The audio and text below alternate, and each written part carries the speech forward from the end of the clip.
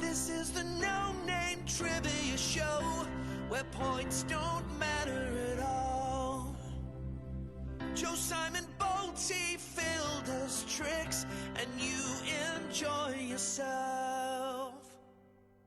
There are no rules, and it's all about the guests. They can be tools, but it's all about the guests.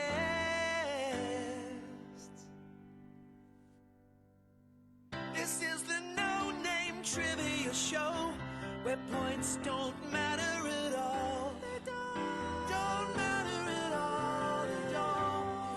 They don't matter at all. They don't matter at all. This is a No Name Trivia Show, where points don't matter at all.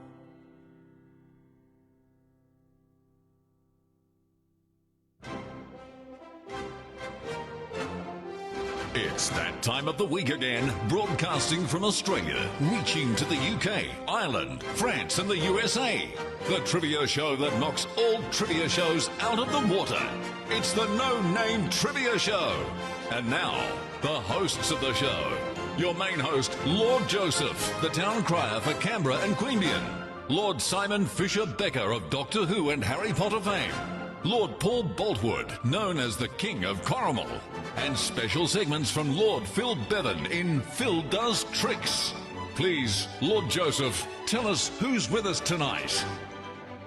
Tonight we've got Ron Dowd as our co-host, and of course from Canada, Vancouver in fact, Dr. Michael Likey. He's a magician and other things. And now, here he is in the studio, Lord Joseph. Well, as usual, you know, you can't start a night without having some kind of technical difficulties, and I've had them tonight. I couldn't get on. I thought that it was broadcasting, but it doesn't matter. It doesn't matter. Hello, Jim May. He hasn't made it for the last couple of weeks as he's been watching cricket and freezing at Hove.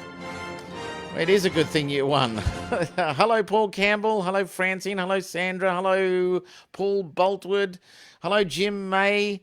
I haven't seen you there. There's others there that I can't see who it is that's watching at the moment because your name hasn't come up. It doesn't matter. Here's Ron. Hello, Ron. Hello, Ron.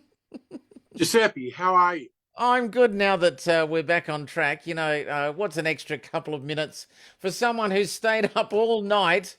He hasn't even gone to bed. It's 3 a.m. in the morning in Vancouver, would you believe? That's where our guest is from. 3 or 5? 3. 3 a.m. 3 a.m. That's that's get to bed time, I think. Well, he's decided to stay up. Stay up, watch the sun come up. He said he's in the over 40s club. We'll get to that though.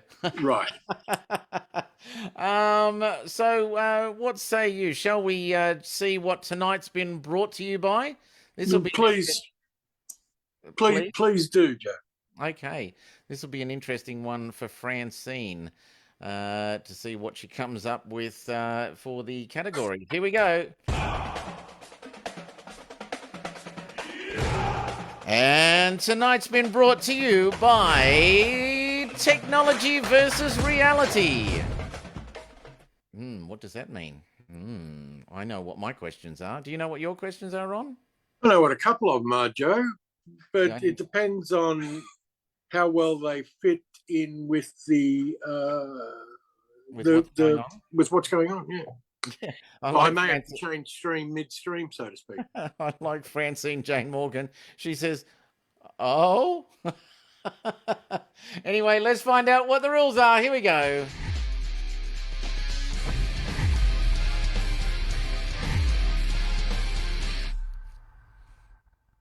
The No Name Trivia Show. Hey, what are the rules of that? Rule number 1. There are no rules. Just enjoy. Just enjoy? What's rule number 2? Rule number 2, the points don't matter. Really? The points don't matter? What's rule number 3? Rule number 3, wrong answers are okay when we ask for them.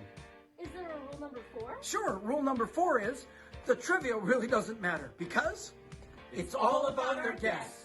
And now, back to the studio. I don't know, I just said something.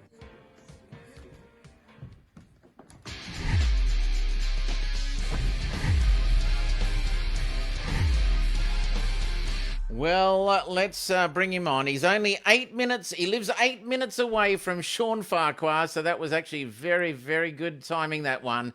Here, please welcome Dr. Michael Likey from Vancouver. Yay! Look at this. Hi guys, how you all doing? I'm really well. That is an impressive, what do you call it? Backdrop. Set you've got there. Thank you. If you look, I guess it's At the I don't painting know where over there. Other the way. paint- Other way. It keeps changing. There we go. There you go. There. There it is. And look at that, Ron. Now, which is I have scarier? a moon that does a similar Ah. change. Yeah, It well, wasn't working last night. Joe likes it when I just keep it on as a blue moon. I love it. I love it. Beautiful. So yeah, that's a bit of trivia, if you will. Anybody who watches my own show or my guest appearances, how many really notice this thing that changes from this is the normal face to the somewhat scary one there? That one. Isn't that Yes. frightening? It's frightening. That is very frightening, that one. I'm going to call that, what's the name of the painting that grew old? Oh, yes. Dorian Gray. Dorian Gray. I'm going to call that the Dorian Gray picture. Inspired. Yes, definitely. So, Definitely. Dr. Michael, we're going to start off with a couple of trivia questions for those out there in Trivia Land. Wonderful. My first question is going to be wrong answers only. We haven't had wrong answers for a while. And because of technology versus reality, name at least two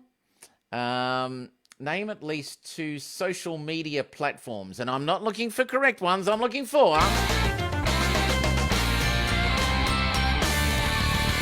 wrong answers only. So that's Wow. going to be really interesting. I want to have the names of at least two social media platforms, and I'm not looking for the right ones. I'm looking for... Yes, we did have wrong answers only twice last week, but I'm going to have more this week, Mr. Boltwood. His memory's going, Balty. Yeah, I know. It sounds good. Peter Corbett, you're gonna have some good answers. I'll just make sure that you heard the question again. I'm looking for the name of at least two social media platforms, and I'm looking for...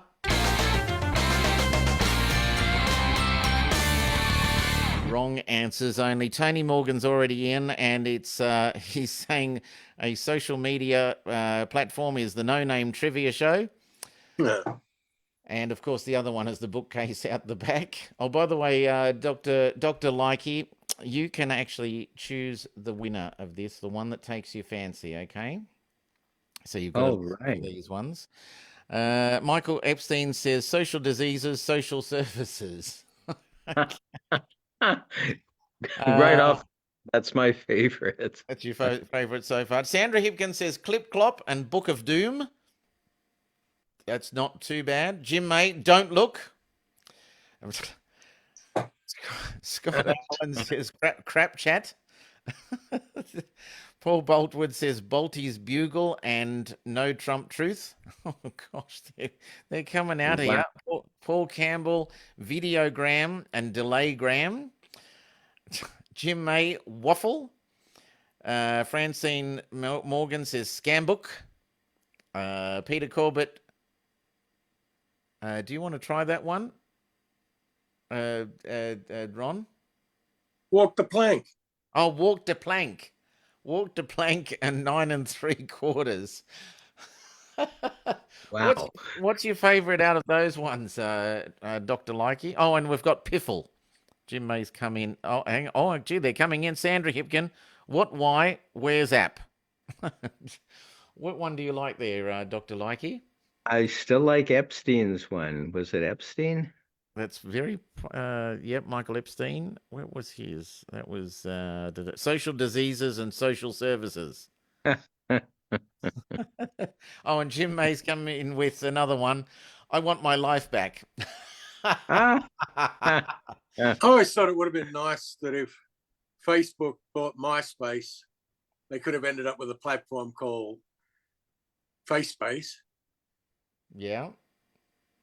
Or my book. perfect. Or my book. My book. There you go. Perfect.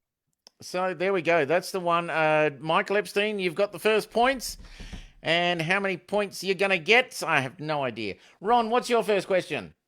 My first question is, there are a number of virtual assistants that we use these days, but only one virtual assistant uses artificial intelligence to perform tasks that they do for us.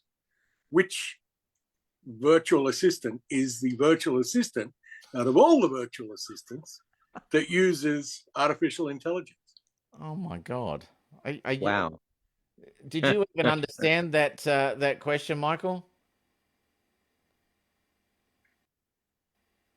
No. On our phones, there are a number of on our phones, we all have a virtual assistant where we press a button and go, "Hey, blah blah blah blah blah."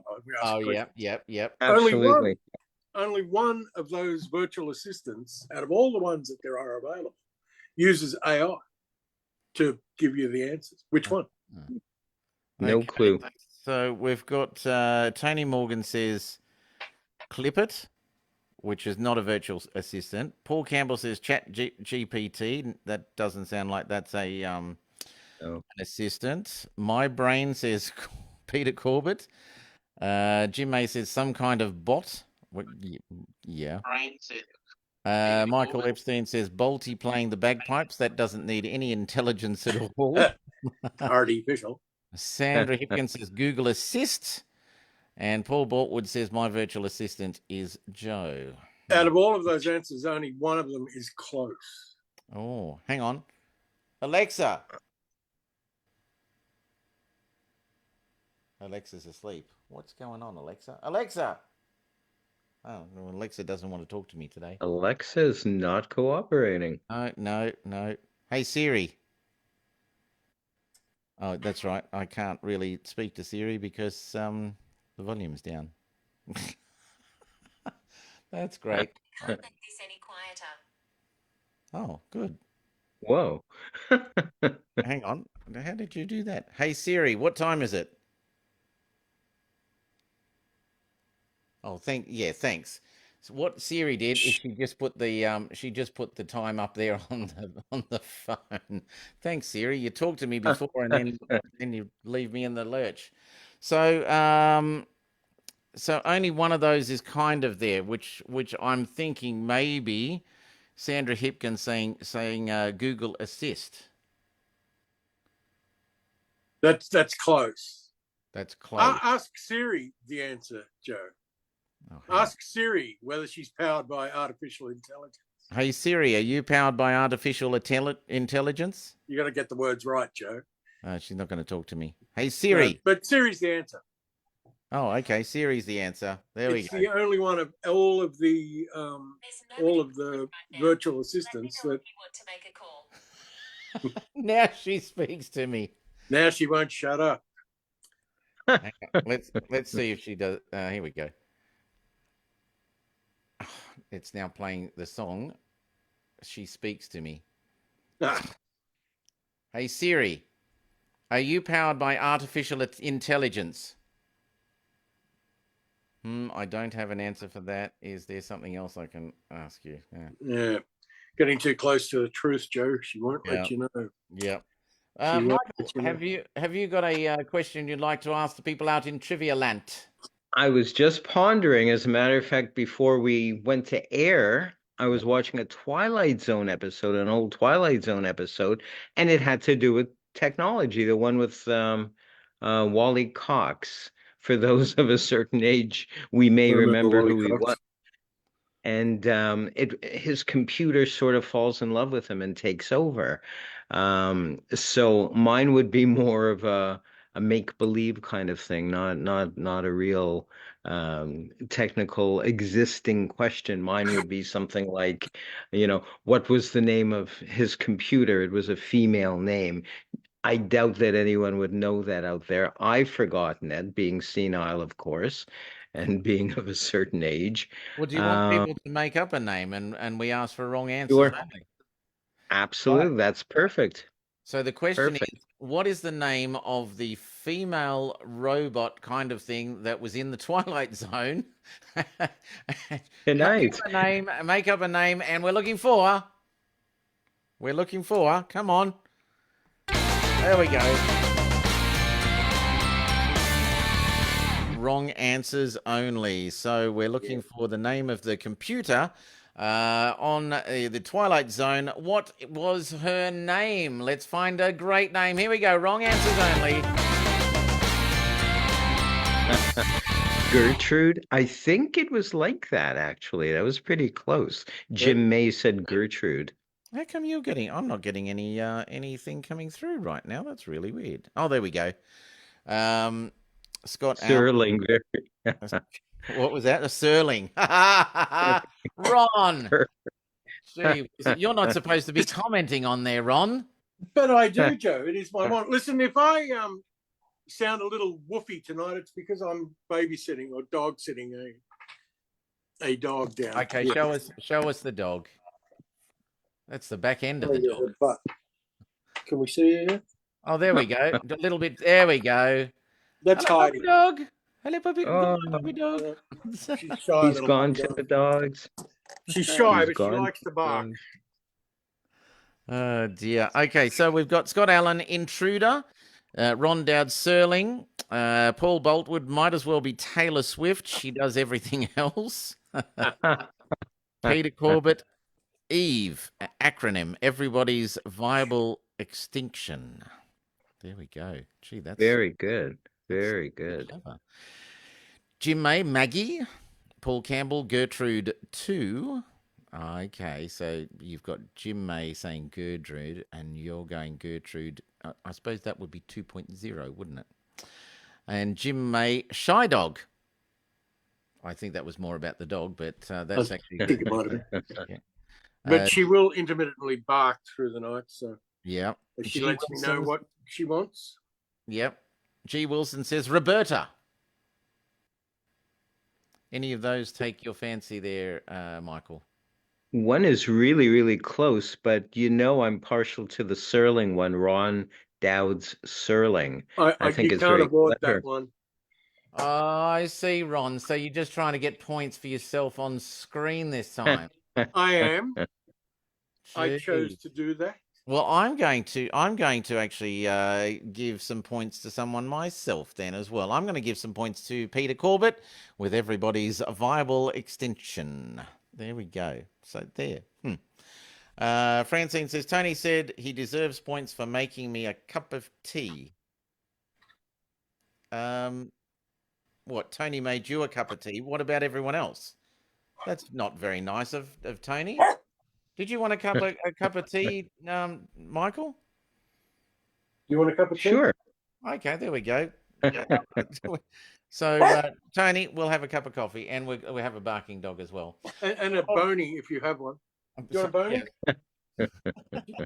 So, tonight is all about our visitor from Vancouver. We'll just deal with this, excuse me. He's going to try and fix up the puppy dog there. So, Dr. Michael Likely, first question. Okay, you are a magician.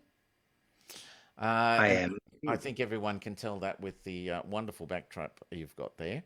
But what's this doctor part? Like, how did you get a PhD? But not just one PhD, not two PhDs, but three PhDs. How did you get those? Wow. You've done your research. I have. Because most people will just go, oh, yeah, what's that all about? You have a PhD, blah, blah, blah. Well, for many years, my alter ego, my real Dr. Michael Likey, was a clinical hypnotherapist. I'm retired now. And in order to serve my clients more, I thought, well, let me get more of an education besides my other credentials. So I went looking online. And boy, I didn't realize what I was going to get myself into. The Google, if you will, University of Sedona or Mm. University of Metaphysics. They're accredited real universities in the US, and they're online, but they send you books. So when I registered, I really didn't know that it would take me years. So in essence, I've got, excuse me, a PhD in mystical research. I'm a doctor of theocentric psychology, and That I'm sounds that also that sounds that sounds complicated just in the name of the title there. it, What was that? believe Theocentrics. theocentric, God-centered, if you will. So it kind of melds science with non-science, for lack of a better term. And so there's that. There's my doctorate in that. But also the mystical research one was, I think, one of the first ones I went for because I'm heavily into that. I'm fascinated by mysticism. I'm fascinated by that whole genre and metaphysics, etc. So I went for that, and there was like 40 exams.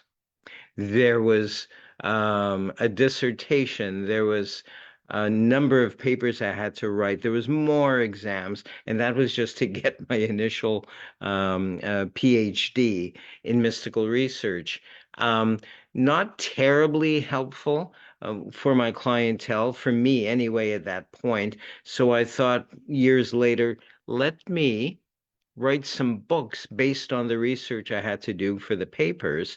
And 85 books later, 20 of which are magic related, but the rest are metaphysical. I went for a number of other degrees and a number of other PhDs. I see our audience has fallen asleep. Can you hear the snoring? Well, Can actually, you hear? Sandy says, "Why do I now feel like I'm being analyzed?" I don't think you can be analyzed only if you get hypnotized. Exactly, exactly. Can you So, can you do the old line there? Look into my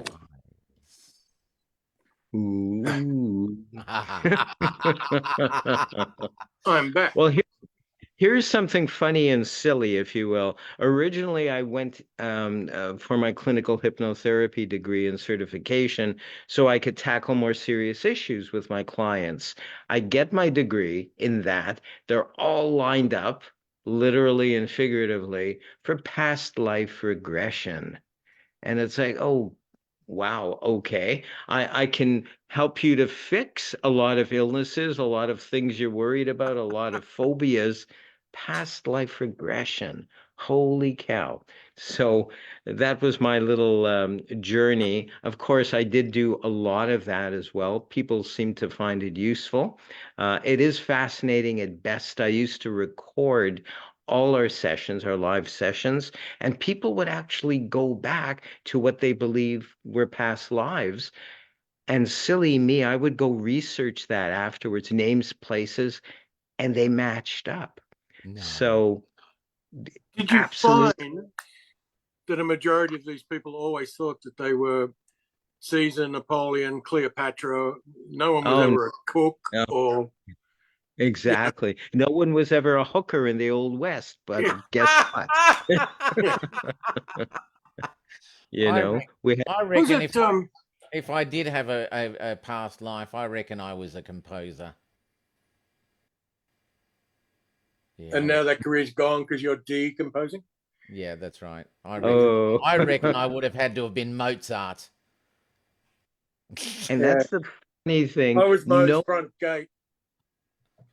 No one ever thought that they were anyone really important. No one came up with under hypnosis, oh, I was Mozart, or oh, I was Jesus Christ, or oh, I was Gandhi. It's like, no, they were regular people in various past lives who had either committed atrocities or just led very mundane lives. But no hookers. And But no hookers. in various cities and nothing really important. And I had hundreds of clients. Could everyone really have led such a boring past life or a number of boring past lives? It I don't wasn't. know. Didn't George Patton believe he had visited battlefields in Europe in a previous life as a Roman centurion? That he Yes. recognized places when he visited them again as a general in World War II. Yes. Crazy, eh? Yeah, Crazy. Wow. it's funny. I always thought that hypnotherapy was bit of a laugh, bit of a laugh. Yes.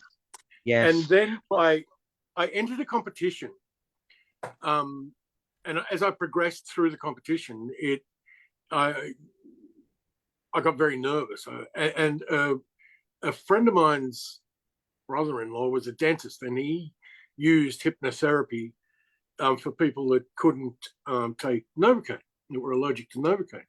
So he would use Yes. hypnotherapy. And we had a chat, and he said, "Yeah, I'll give you what was an ego boost." And I could remember we did it in his dentist's office, sitting in the chair and close my eyes and thinking of a beach and walking down steps to a beach and listening to it. You could hear trucks going past in the street behind the window, and people in another room and all this. And he had me sitting there, and he said, I'm just going to tie a balloon to your wrist." And he must Yes. have, my eyes were closed. He must have touched my wrist or something. And he said, "I'm holding it with a string." He said, "I'm going to let the string go. And it's a helium balloon." And I Yeah. felt my hand rise. And what was weird was in my head, I'm thinking, I can distinctly remember thinking, well, this is weird, like I'm not on a beach, I'm in a dentist chair, but my hand just went up, and trying to Yeah. analyze in my head why my hand went up. And then he just kept on talking and talking and talking and talking through this ego boost thing, and kept on adding into it. And you're going to do, you're going to be calm in this competition. You're going to go well in this competition. Just throwing that into this pre-existing Absolutely. speech, yeah. And I bounced that Absolutely. out of the chair at the end of it, and I eventually I went into the competition. I won the competition, but I firmly believe that hypnotherapy is a definite art form. It's a skill. It's a mental. It's true. Like It is. It is. My it is own as mother. true as I'm sitting here. It's phenomenal, You're and right. I don't understand it, but You're, I believe in it. My own mother was hypnotized rather than go through an anesthetic, etc., to give birth to me. Oh, right. She claimed she told me that, and that was way back around 1956.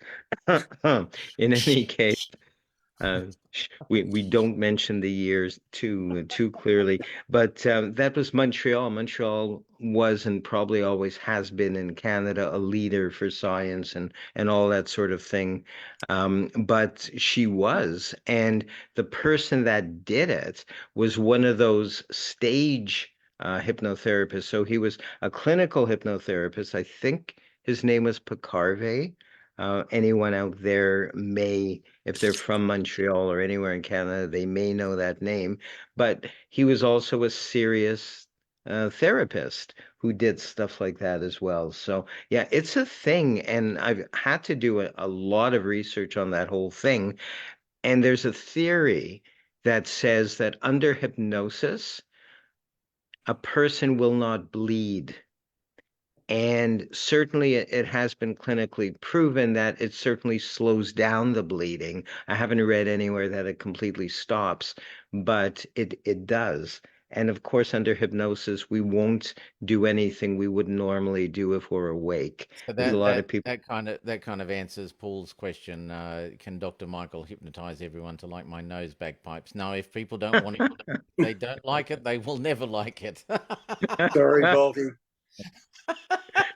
Um, So, Michael, just before I know Phil's coming up with Phil Does Tricks in a minute, but we can we see a magic trick with you, and maybe like Phil's here. Phil, come on for a minute, and then I'll play your intro when you come on. But Yay. you let's use Phil as your person at the moment. My guinea pig. All right. Well, tell you what, we'll move this down a titch, which is a unit of measurement. And Phil, can I call you Phil or Philip? Which do you prefer? Phil. Phil is okay. Phil is okay.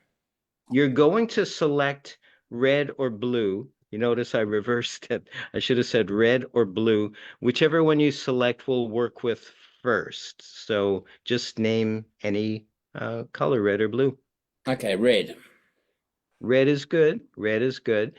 What we're going to do is I'm going to share with you the difference between a magician and a mentalist or mind reader, mentalist slash mind reader. A magician would arrive at a selected card through sleight of hand. A mentalist would arrive at a selected card purely mentally. So we're going to do the magic thing first, simply because I can. And we're going to, I assume this is pretty clear. Going to grab a number of cards from about the center of the deck, if that's all right with you. And I'm going to hold them up. It doesn't matter if I see them. It's more important, Phil, that you pick one mentally. Don't tell me right now which one it is, but look at this handful of cards and decide in your mind, keep it very clear on one card. Do you have that already? Yep. Alrighty. So we're going to place those back in the middle of the deck. And now, as a magician, because I'm both, I'm a magician as well as a mentalist, I'm going to it'll be my job to place your card, the card you've seen, the one that you would like to have me find in a specific place in the pack. So what was that card you remembered, Phil? I'm going to tell you. Yep. It was the Jack of Spades. Oh, thank goodness you remembered. Okay, so let me there. We're going to spell out Jack of Spades, J, A, C, K, O, F, S, P, A, D, E. There it is. Jack All right. of Spades. It really Fantastic. is the Jack of Spades. Now, we'll just place this aside. As a mentalist, I would have to prove to you that I knew all along that you were going to, in advance, I knew that you were going to pick the Jack of Spades. Remember, this blue pack was sitting there the whole time. We're going to do essentially the same thing. It was Jack of Spades, J, A, C, K, O, F, S, P, A, D, E. There it is. Spades. There we go. So that is the difference between a magician and a mentalist. One uses mind power and the other one uses sleight of hand. Thank you so much, Phil. Fantastic. I'm just going to replace my spotlight there and then go back to gallery view. There we go. Geez, that's good.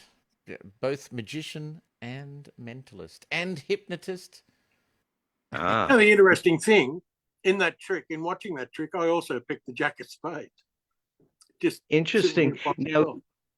it's funny you said that, Ron, because there are a number of cards, maybe a handful, that people automatically, when asked to name, they will name it. For example, Ace of Spades, Queen of Hearts is another one. And I have an effect, I won't do it tonight for the reason that I'm sharing right now with you. is I pre-reverse a card in a pack of cards, or I'll take one from another deck, so it's got a different colored back, and I'll get someone to name a card, but I'll say, but don't name the Ace of Spades, don't name the Queen of Hearts, because that's too easy. And so they'll name something else, and it usually turns out. But there's odds. We don't play odds as professional magicians or mentalists. We don't rely on that at all. I can share that with you, because when you do, something's going to go wrong. There'll be that odd person or even person that doesn't go by the rules, that Yeah. doesn't think that way. So, And that would be Paul. That would be Bolty. Balti, yeah. Yeah, he's watching. He's already said, "I picked the 6." oh, That's when I was going to pick Baldy. Oh, you were going to pick the 6, were you? Yep. Why But I didn't you thought- pick the 6? But I thought the Jack of Spades was easy to remember, and the last thing I wanted to do was forget the damn card. that's something we're always scared of as performers, as magicians or mentalists. There's this inert fear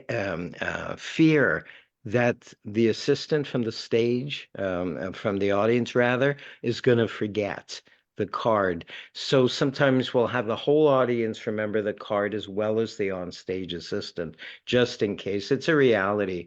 I did 250 shows a year for about a dozen years in the 80s and 90s. No one had ever forgotten the name of their card, but I was prepared nonetheless. All right, we're going to ask a couple of more trivia questions. My next one is going to be, well, let's say it's going to be simple, but it's how well are you paying attention? So we've done these in the past. Jack So of Spades, I've already told you. no, not that one. I actually went to see this show last week. The show is called Spellbound, and it's featuring illusionist Anthony Street. I was a guest of his, and let's have a look at the commercial and how well you are paying attention. Here we go. Play it.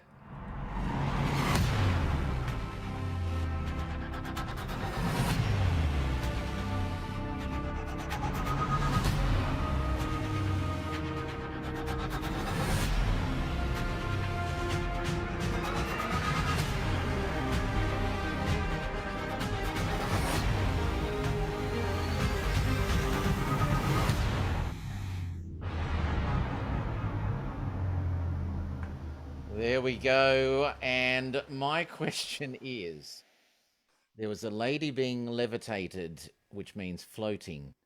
What color was her dress? I know, Michael.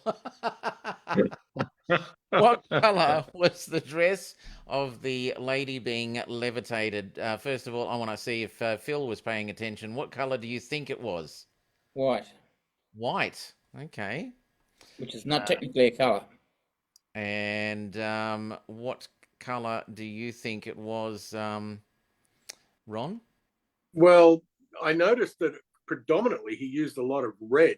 Most of his set pieces and things were in red, but I believe that it was a silvery white dress that was affected by a blue spotlight. Okay. Michael, what do you think it was? Very technical answer. Ron. I thought it was blue, but that could be accurate what Ron said. It could have reflected blue light, but I saw blue.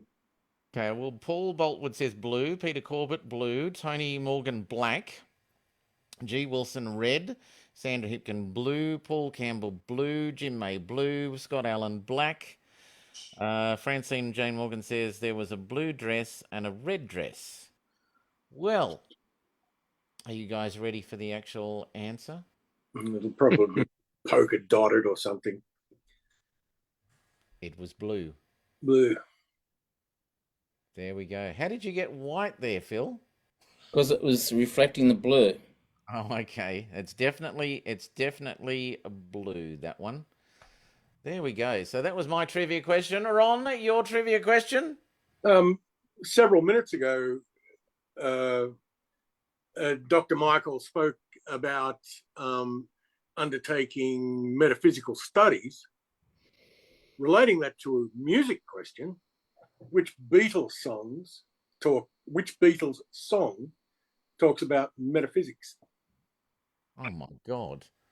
Oh One of boy, them oh does. boy. That's Um, hard. I was in a Beatles sound-alike group back in the 80s or 90s, and it's like, I don't remember. I the was the drummer. I was Ringo. yeah, you were Ringo. There we go. Um, you know what? I'm going to make a guess at this. I'm going to start it off. I'm going to say that it could have been Lucy in the Sky with Diamonds. Ah, Yeah, I would have said that. So you would have said that, Phil? Yep. LSD. What about you, Michael? I agree. That as soon as you said that, it's like, oh, duh. Yeah. So Scott Allen says, I'm the Eggman. Jim May, Come Together. Tony Morgan, Lucy in the Sky with Diamonds. Paul Campbell, Diamond in the Sky. Well, Lucy in the Sky with Diamonds. I'll give you that one. Paul, over to you, G. Wilson. You know everything about the Beatles. Sandra Hipkins says Octopus's Garden. And G. Wilson actually says A Day in a Life. Mm. So what is are any of those kind of even close? I don't think any of them are from the actual album it was on. Oh, None of those are wrong, right? okay. The line is Joan was quizzical, studied metaphysical science in the hall. Ah, Maxwell Silver Hammer, bang bang. Mm. There you go. very good. How come you didn't know that, Michael? You were the drummer. Because Ringo didn't sing it. We never did that song. Oh, well, that explains it. Right. Are you ready for my segment now? Oh, only if you know we I could disappear. It didn't work. I've done it before. It didn't work. Phil, where's didn't Phil? Where work. did Phil go? Yeah, it didn't I work only- last time either. I don't see him. I only hear him. Okay. Yeah, I'll just see if are you ready to run the titles? Yes. Okay. Here we go.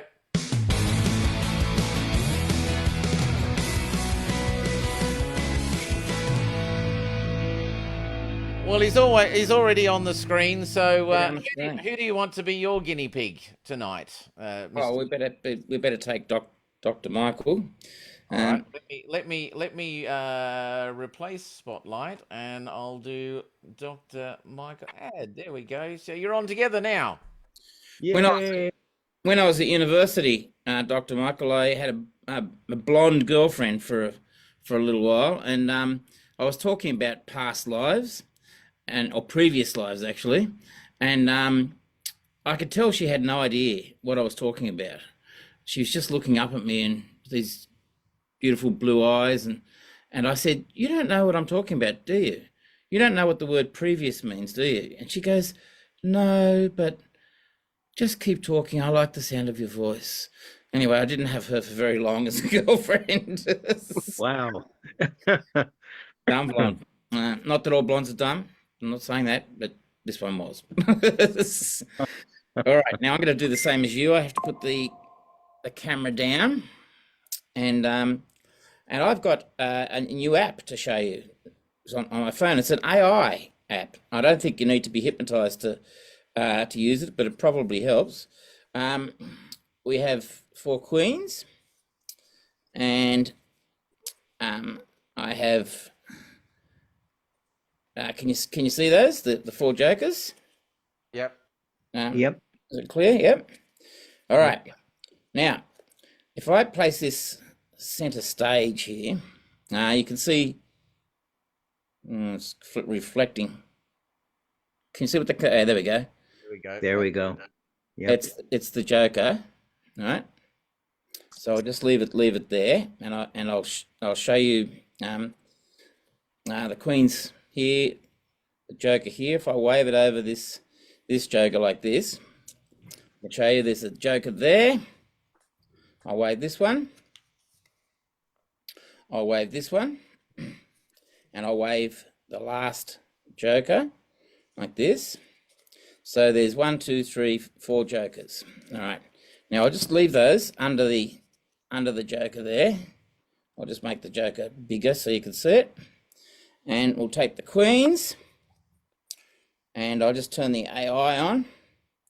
All right, so it's an AI app. These are the queens.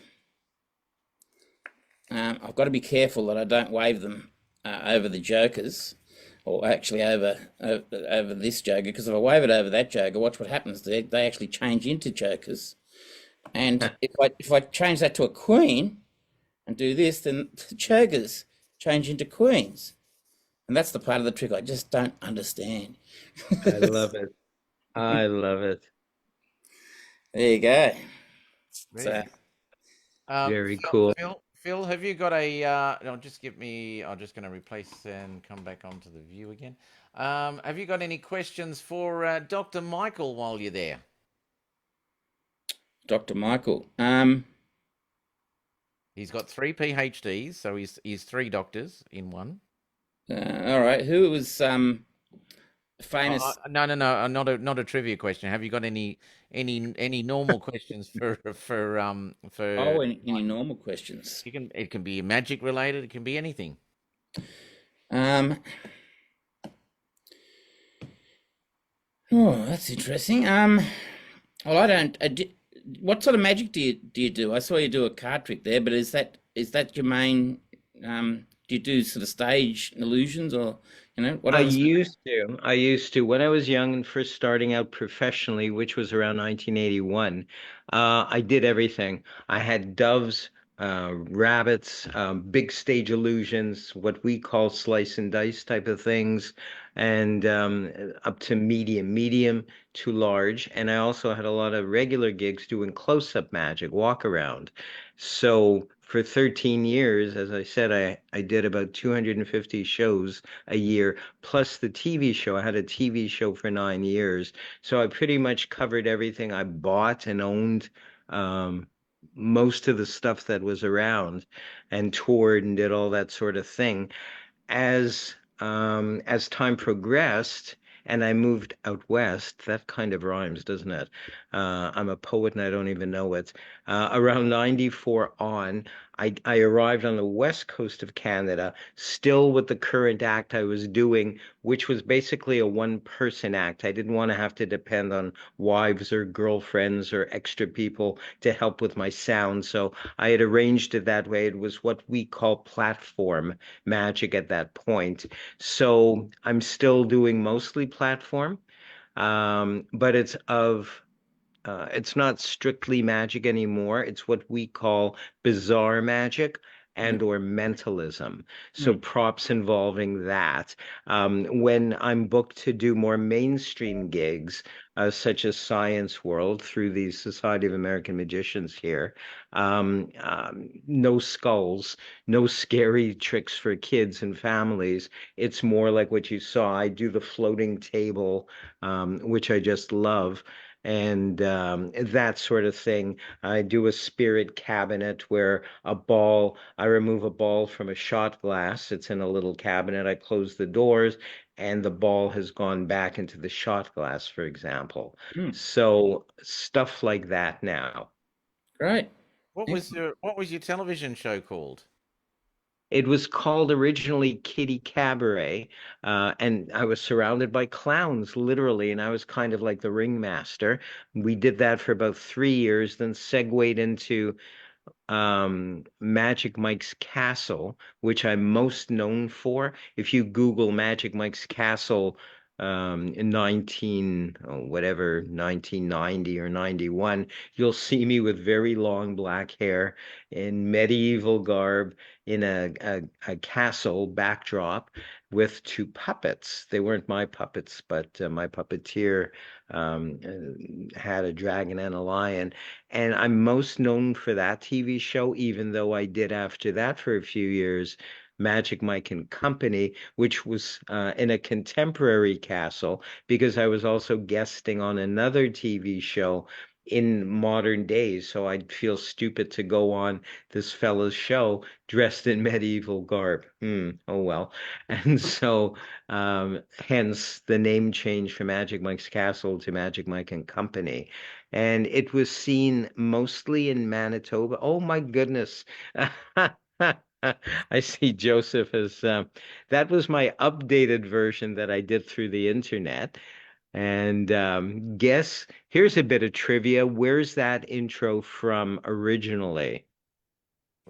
If you are watching that. So this was an intro from something else, was it?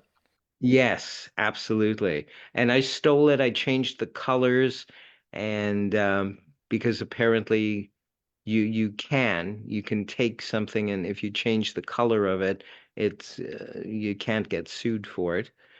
Not I young learned that from Frankenstein, is it? it was What did what not did you say, Creep Ron? Show, Tales from the Crypt. It was from Yeah. Tales from the Crypt. Ah, there we go. So only you guys know that. Anyone watching us right now No, they wouldn't is know. there. Oh, look at that weird guy. Look at that weirdo. His broom is talking. I thought it was the magic flute, Jimmy's magic flute from H.R. Puffstone. Inspired from that, yes, absolutely. And that was my magic shop, which I started back in the mid 80s, called Merry Minstrel Magic. It was originally um, uh, a mail order kind of thing, and then it became a real brick and mortar kind of thing. Oh, we're gonna have a And look. that's a commercial for it.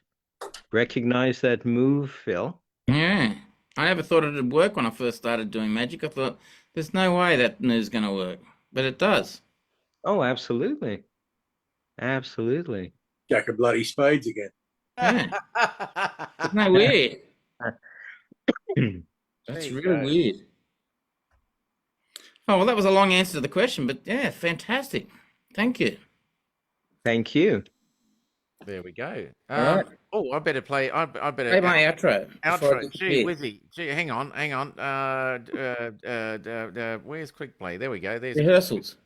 Yeah. Oh, sorry. That's what Baldy always said.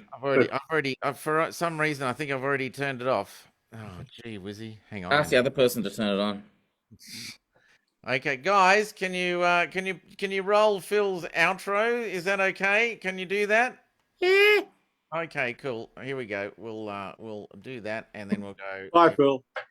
See you around. See you, Michael. See you guys on Facebook, land. No worries. Bye bye.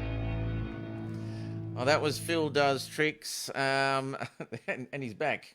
And he's gone. Yay. And he's back. And he's gone. And he's Wow. back. In the blink of an eye. Oh, dearie, dearie, dearie. My daughter has no idea I'm going to do this. We're going to take a music break. Is that okay, Michael, if we have a quick music break? Absolutely. Has no idea I'm doing this, and it's a good thing she's not around at the moment. No, she's still out. Here we go. Have a look at this.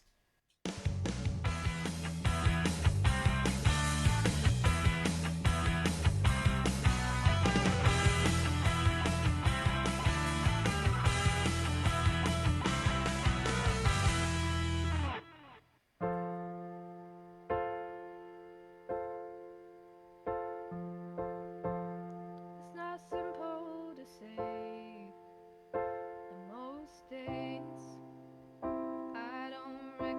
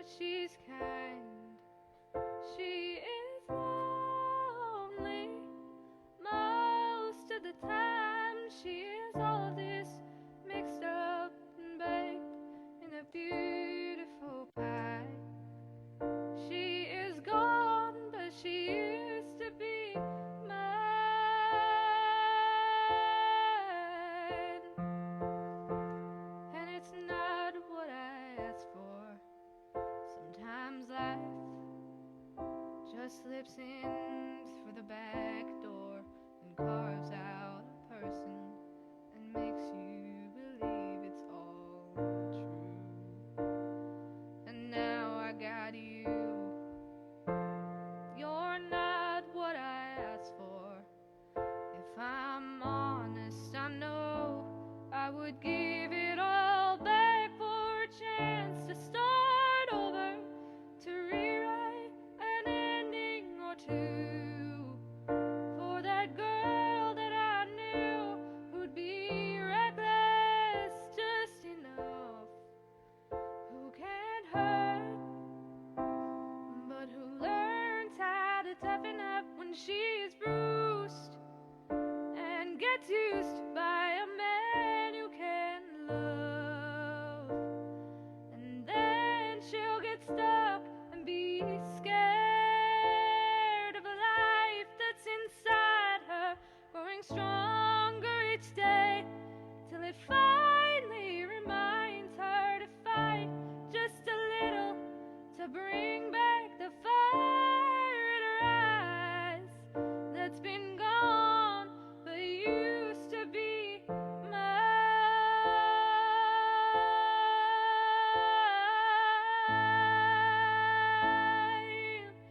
Oh, used to be mine.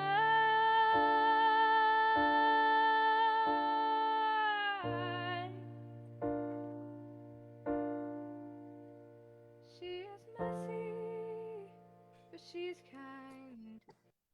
She is lonely most of the time. She is all this mixed up and baked in a beautiful pie. She is gone, but she used to be mine.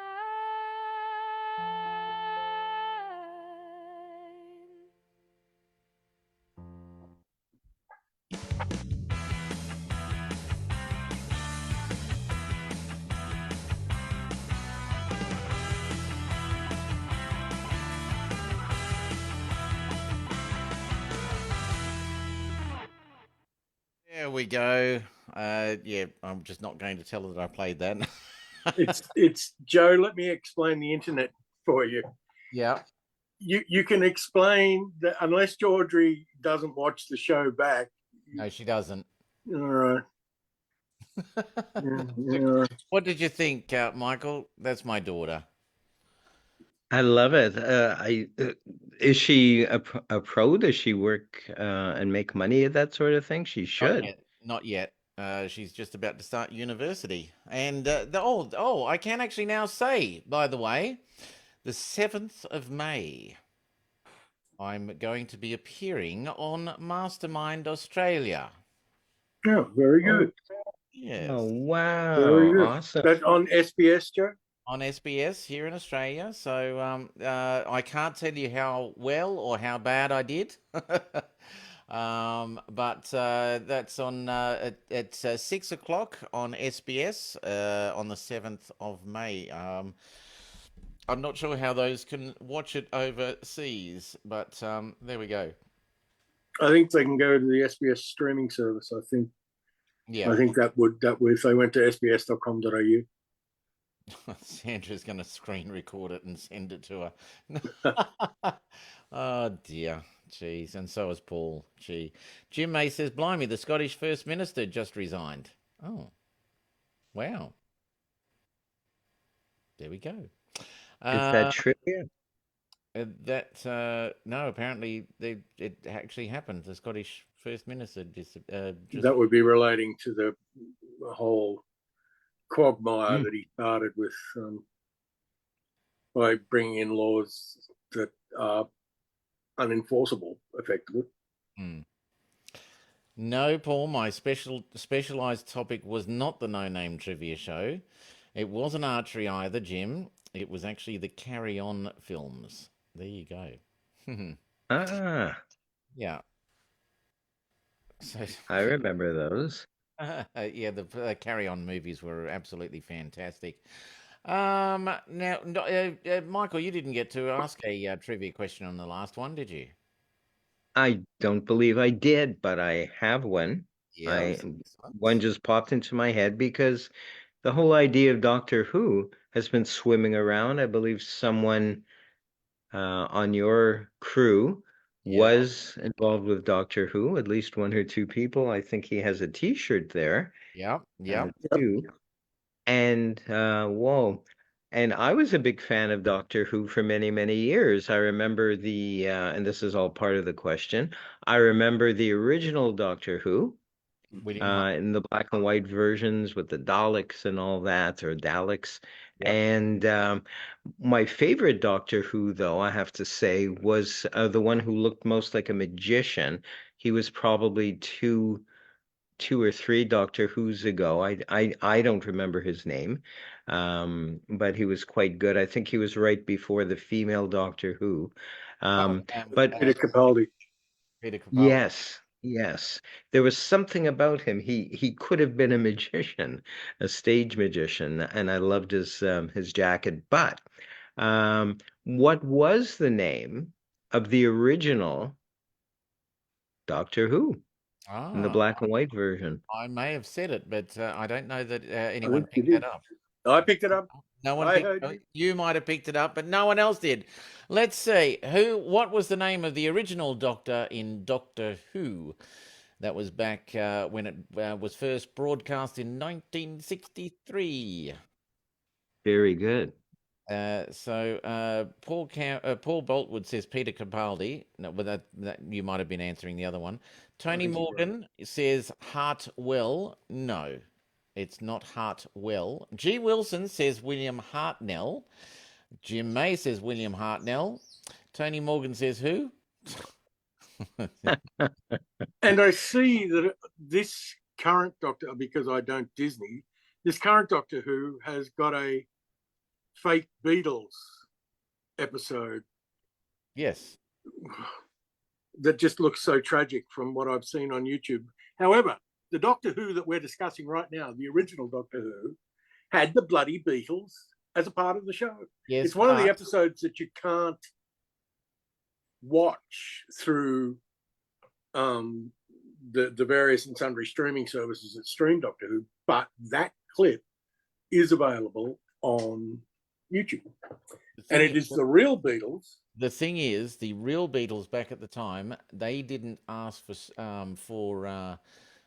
they weren't big enough at the time to ask for rights for the music. Nowadays, if you want to put a Beatles song in anything, you have to pay big rights. That's why they've now done a Beatles thing without using Beatles music, but using the likenesses and a sound-alike. But they're not even good likenesses. It doesn't And matter. they've got the dude wearing John Lennon's glasses from the late 60s in 1963. I mean, how much research did they do? We think their name's the Beatles. It doesn't matter. It matters. It doesn't matter. It matters. Gee whizzy. It's the little things. If you take care of the little things, the big things take care of themselves. We're going to come back and talk to Michael a little bit more about what he's doing, and we might even get another magic trick if that's all right. But sure. Absolutely. People being misheard, or especially when they put an advertisement in the paper. Have a look at this. You'll love this, Dr. Michael. Here we go. This Highgate isn't the one in London. It's a suburb of Adelaide. But it's the advert's last sentence that brought out a local TV reporter's crusading instincts. I'd just like to ask you a few questions about the house you've got for sale. Well, I'd rather not answer it. Why not? Because I don't want to. I'm not going to spell my business to anybody over there. No, well, I'm not interested in how much you want for the house. I'm just interested in why you don't want any Asians to buy it and move in. Well, because the simple reason they're too lazy. Why don't you want Asians moving into your house? Because I don't like the Asians, that's all it is. You don't want them in your place? They're just a mob of crooks, that's all they are. And that there's a law against what you're doing? Well, no one has told me that, and I mean to say even the Asians... You think it's wrong?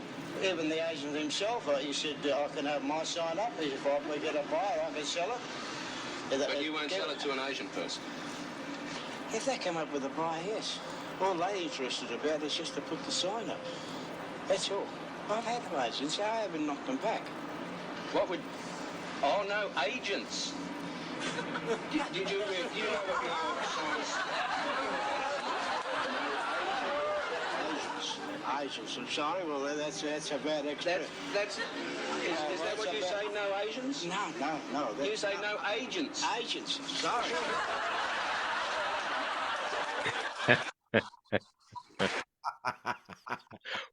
Phew.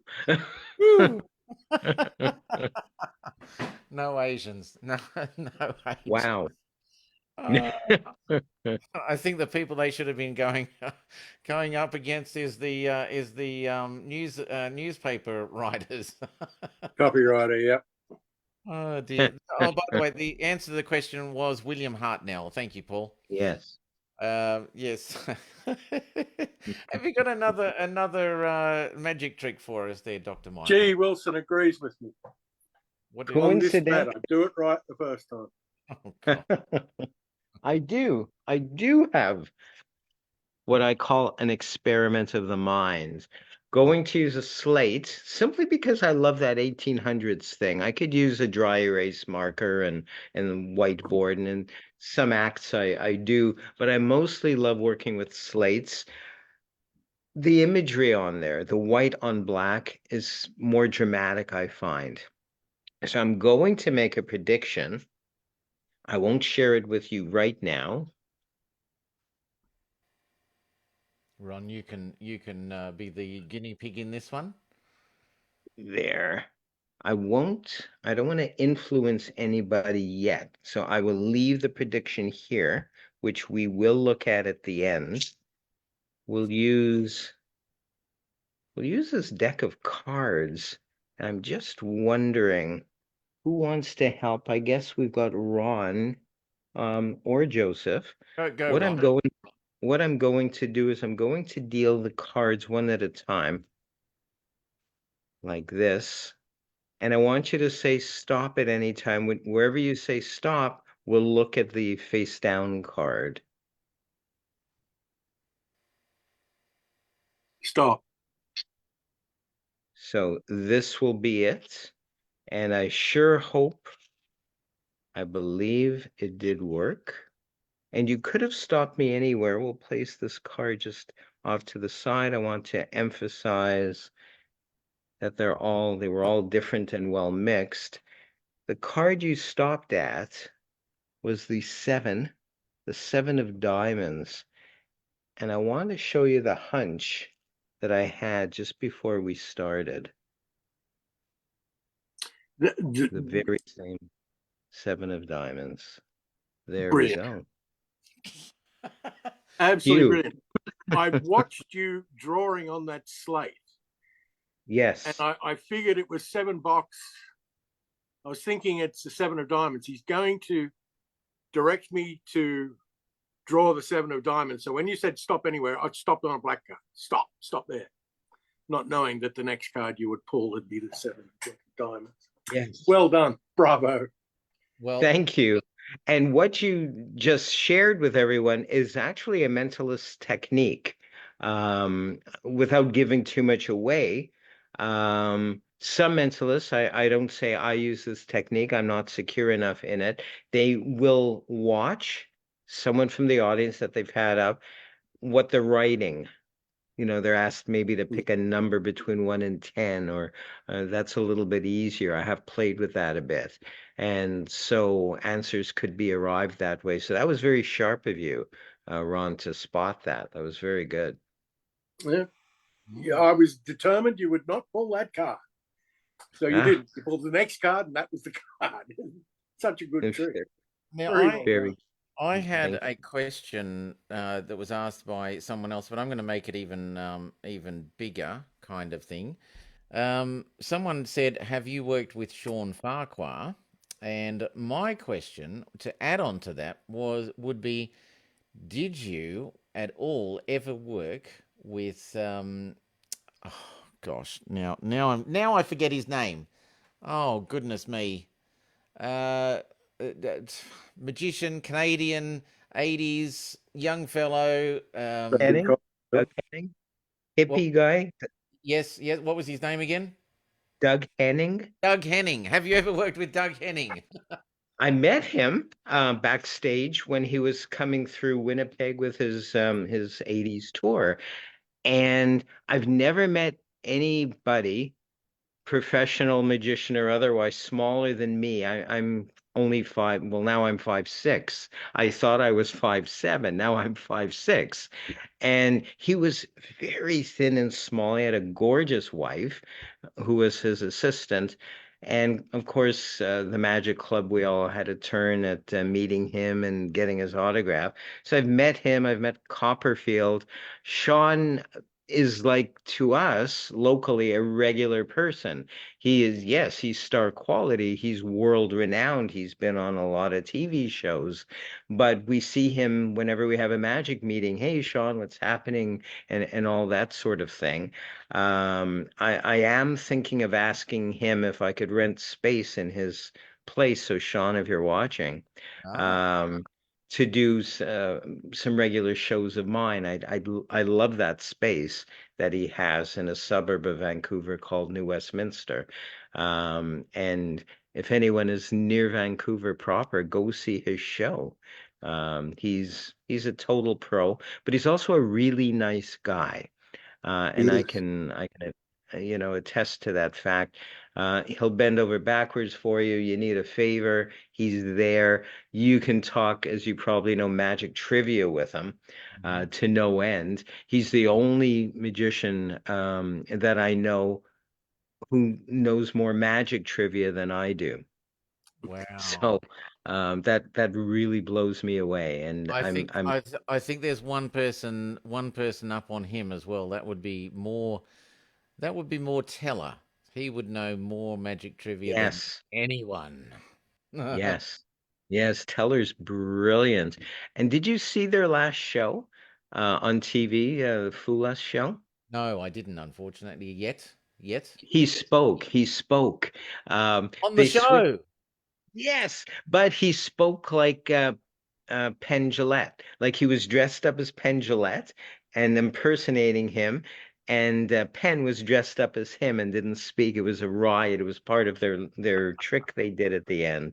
It was very cute, but he spoke. Yep.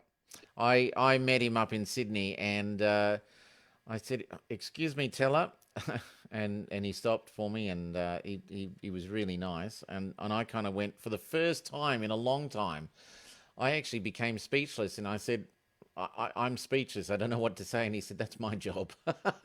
Ah, is a brilliant man. Yeah. He's quite brilliant, isn't he?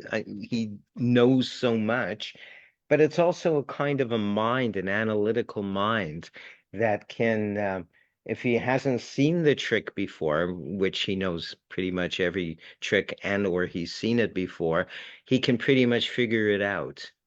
And he is the brains. Penn insists that he's the brains in the group, but I suspect they're both geniuses, right? And have you ever thought about doing the Foolish show yourself? Um, I have, but I've also forgotten about it. That's why I'm pausing. It's like, You've oh actually yes, done, you did the show. about no, about 3 years ago, I thought of submitting something, Yeah. and I've never gotten round to it. I generally don't like contests. I don't like, I mean, it would be great publicity. I wouldn't expect to win. I would just do it for fun. But it's on my bucket list. It's one of the magic things on my bucket list. Another one I've accomplished, and that's to become a member of the Magic Circle in London, England, which I accomplished about, it's 5 years ago. It doesn't seem like it, or perhaps less. It was during lockdown, during COVID. So I was able to do it this way, my audition. And another one You is would to you become a would have mem. you would have been helped out by with Kevin Peel for that one. Yes. Yep. And another one, my goodness, I've forgotten or I've accomplished some of my bucket list things, is to perform at the Magic Castle.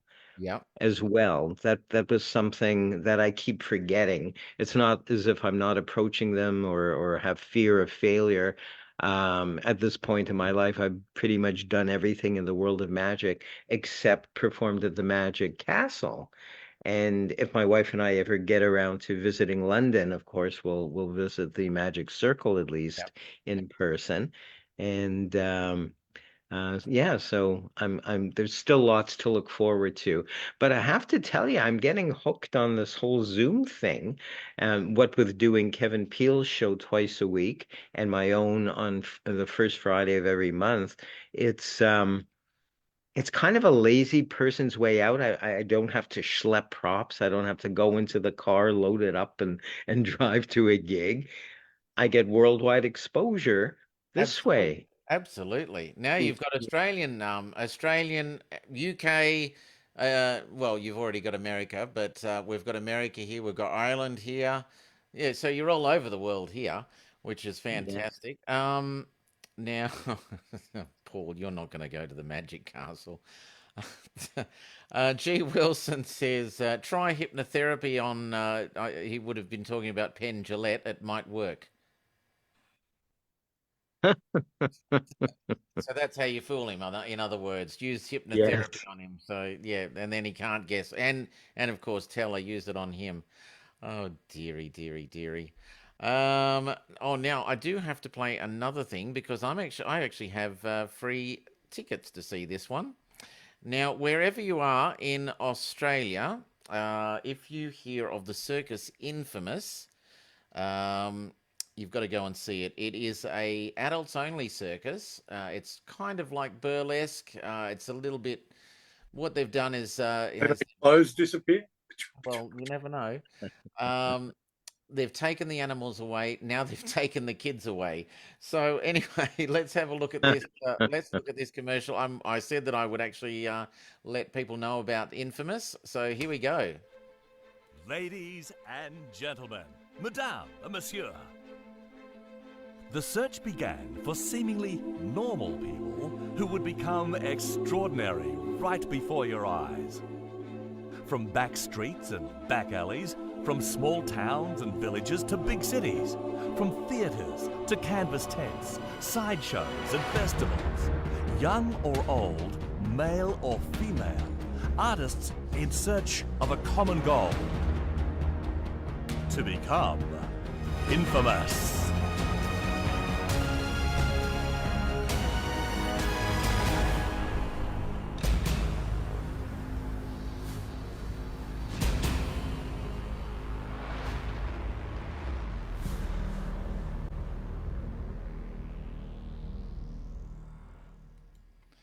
So it's a great show. I'm going to be watching that. I'm going to be watching that this week at some point. What I was going to say is that depending on which town it goes to, find out whether or not there is the family show as well, because they have the family show in the same tent as well as the adult one. So on the nights that they normally have a closed tent, they will have a family show, and it's run by the Ashtons, who have been around For since decades. the 50s or something like that. There we go. There you go. Yeah. I can see you two are impressed about that one. I was just wondering how long the Ashtons have been around for. I mean, they've all been my life, certainly. Well, they're up to eight generations of circus performers Yeah. in their tent at the moment, which is amazing. There I you go. remember when Tommy Hanlon used to run around with them. Yep. I think Tommy Hanlon was involved with Ashton Circus after his TV career, anyway. Yeah. Michael, the Ashtons are like, I guess in America you could compare them to Barnum. Ah, yes. Not as big. No, not as big, but it's as long as, yeah. As long as, but The there's history, certainly. Yeah. So that's how you would compare them over here. But I know that they have been over to America, the Infamous. So yeah, if they do get along over there, make sure you go and see them. You Anyone betcha. It Yeah. looks amazing. It looks absolutely amazing. It reminded me when you said adults only show, I think it was in the 80s or 90s, Lance Burton, when he had his Vegas show. He had the early show and a late show for adults. So you may have heard of this infamous thing, the levitation. He was laying down, the girl was on top of him doing stuff as they both rose up into the rafters, and she was naked in the late show, apparently. So there you have it, family show versus non-family show. Mm. I've Well, been to late night Vegas shows. They not a big budget costume wise, but they still had the headdresses on those. Those girls must have neck muscles like footballers. Oh, The I weight in know. those giant headdresses are phenomenal. It's crazy. My dad was a professional drummer all his life. And in Montreal, that was pretty much, in my opinion, still, in Canada, the culture capital with Vegas style shows and all Mm. that sort of thing. So he had plenty of interesting tales of magicians who had one failed. It's funny, but it's not funny. It's quite tragic. The bullet catch.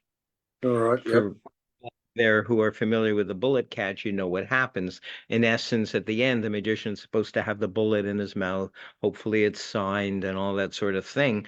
Well, my dad came home late, so I didn't get a chance to speak to him until the next morning, and he was traumatized. He was freaked out because the magician lost an eye Mm.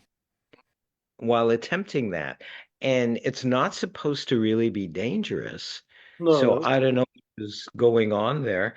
As we know from history as well, I think it was Chung Ling Soo died during the bullet catch.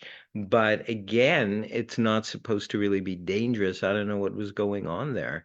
isn't it that Um, someone from the audience bounces up saying, "Well, try and catch this," and pops a shot off? You're thinking that it's magic, and what they do is they shoot the magician. And Yeah, not funny, right? My dad, having worked in Montreal back then, and that was a long time ago. Both my parents are long gone. Um, let's just say, how do I discreetly put who owned most of the bars and restaurants in Montreal? Um, and there'd often be hits. They're what we call hits. So it wouldn't be unusual for anybody to be in a dance club or whatever, and then you have somebody shot or taken out, a la The Sopranos. So you grow up in Montreal expecting that sort of thing is going to happen, much like New York as well, but not in the entertainment field. You expect that everything's going to work smoothly and everything's going to, work out fine. Just as, we rehearse maybe too much so that a trick works. could you just repeat that word for Joe's benefit? What is it that you do, Rehearse. Joe? Listening? Yeah, Joe's failure to understand the meaning of that word.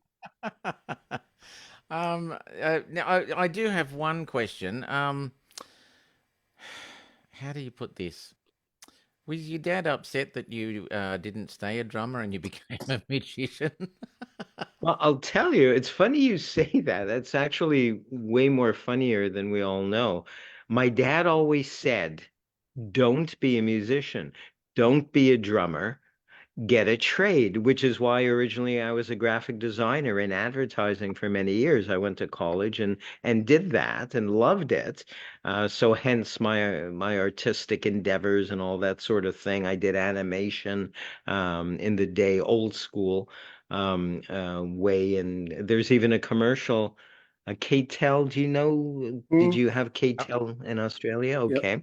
So the firm I was working for in Montreal, the animation company, we did, you may remember this, by KTEL, a compilation album called Disco Devil. You can find that on YouTube. Have you got Well, I disco? was Have one. you got Disco Devil, Ron? I choose not to own any disco music, Giuseppe. I tell a So lie. I have the soundtrack for Saturday Night Fever, but I only bought that because it was the vinyl itself was platinum based, so I thought I'd buy beautiful. novelty. So if you go to YouTube and look up K-Tel Disco Devil, you'll see the actual commercial. I was one of 10 people that worked on the animation and the in-betweening, as they call it, and the cell painting of it. I don't know why I brought that up. What was the whole relevance to that? Probably. Oh, yes, my father. So, as a hobby, music was fine in his eyes. He was proud of me. When I was 2 years old, he put me at his drum kit and showed me how to play drums. I was 2 years old. Of course, my feet couldn't reach the pedals, but nonetheless, it was fun. At 18, I got a guitar. I love Cat Stevens' music. I still do. And learned guitar and did a lot of gigs in Montreal just for fun as well. But also at the same time, magic. The amazing Kreskin, I'm sure you've heard of him, was one of my early influences. Oh my God, you found it, Joseph. I'm good. Wow. Wow. I'm going to show you a scene where two people are dancing and it's not there. It's coming up soon.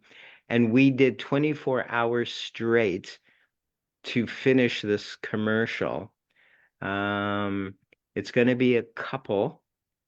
And I was working on the in-betweening we also did the fire part, and the couple are coming up in a moment. And also, I think that was them. It was the little devil. He's standing there, and the angel goes by. And we probably missed it, but that's it. That was the album cover. But the devil gets an erection. His tail goes straight when the angel flies by. That was an Easter egg we put in there on purpose. And a couple dancing. I particularly worked on this. I won't share the frame of mind we were in working 24 hours straight, but the guy had a bulge in his pants unintentionally. I wasn't drawing consistently, and it kept getting bigger frame by frame, and no one would notice that. Again, if you look at the commercial, you'll probably see that now, and you'll see the devil's tail going straight. So, yes, we had lots of fun in the 70s. Yeah, that is hilarious. Well, it probably was hidden well enough not to actually. Yeah, that's pretty cool. I like that.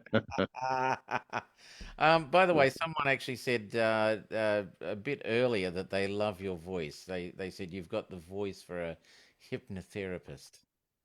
Thank you. Whoever said that, thank you so much for that. So can you say now? Listen to my voice.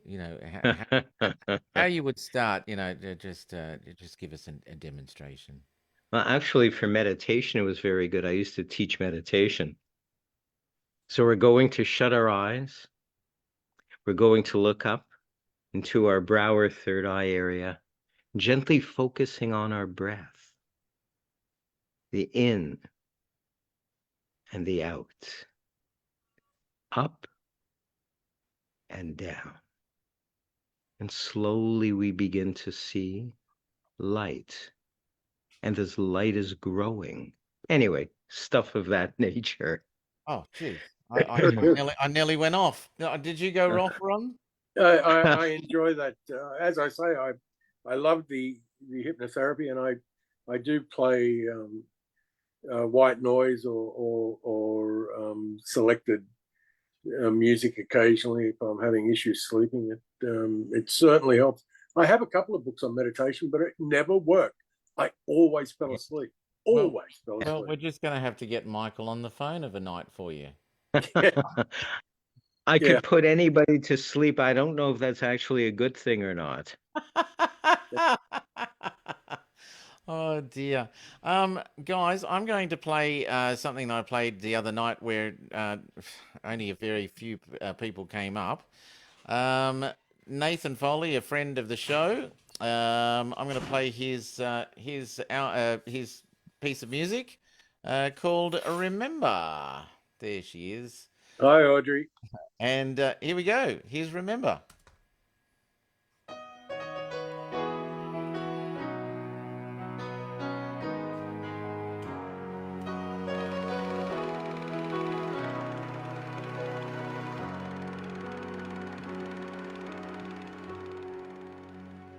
It was so long ago that at times we lose sight of the ones that gave their life for us. It seems so simple then, fighting for the home we love, not knowing that your life could be condemned. Young men went on their way, not knowing what's at stake, setting all their fears aside with hope that they will come back home. We will remember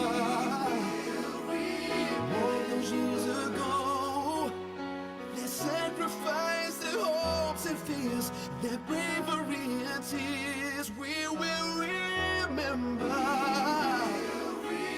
Oh, so long ago, they left their wives and mothers to stay strong with their brothers, 'cause that's who they were fighting for.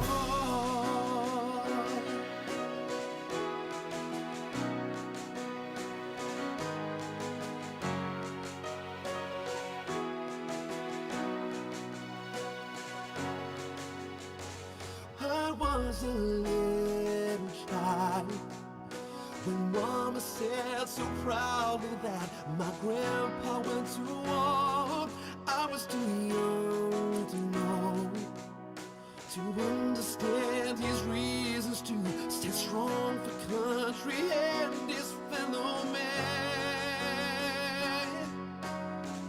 He fought with honor then, did everything he can, setting all his fears aside with hope that he would come back home.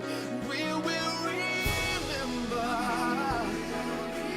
all those years ago, their sacrifice, their hopes and fears, their bravery and tears. We will remember.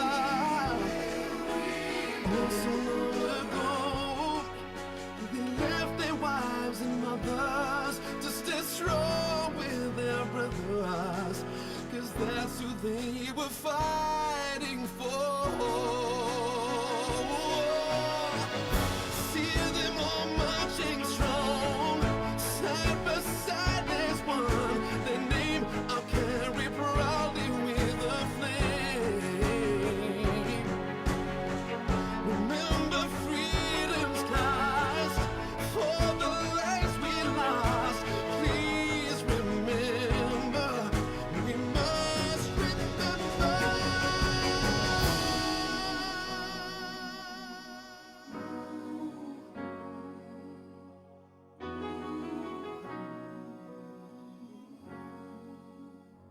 We will remember all those years ago, their sacrifice, their hopes and fears, their bravery and tears. We will remember. Oh, so long ago, they left their wives and mothers to stay strong with their brothers, 'cause that's who they were fighting for.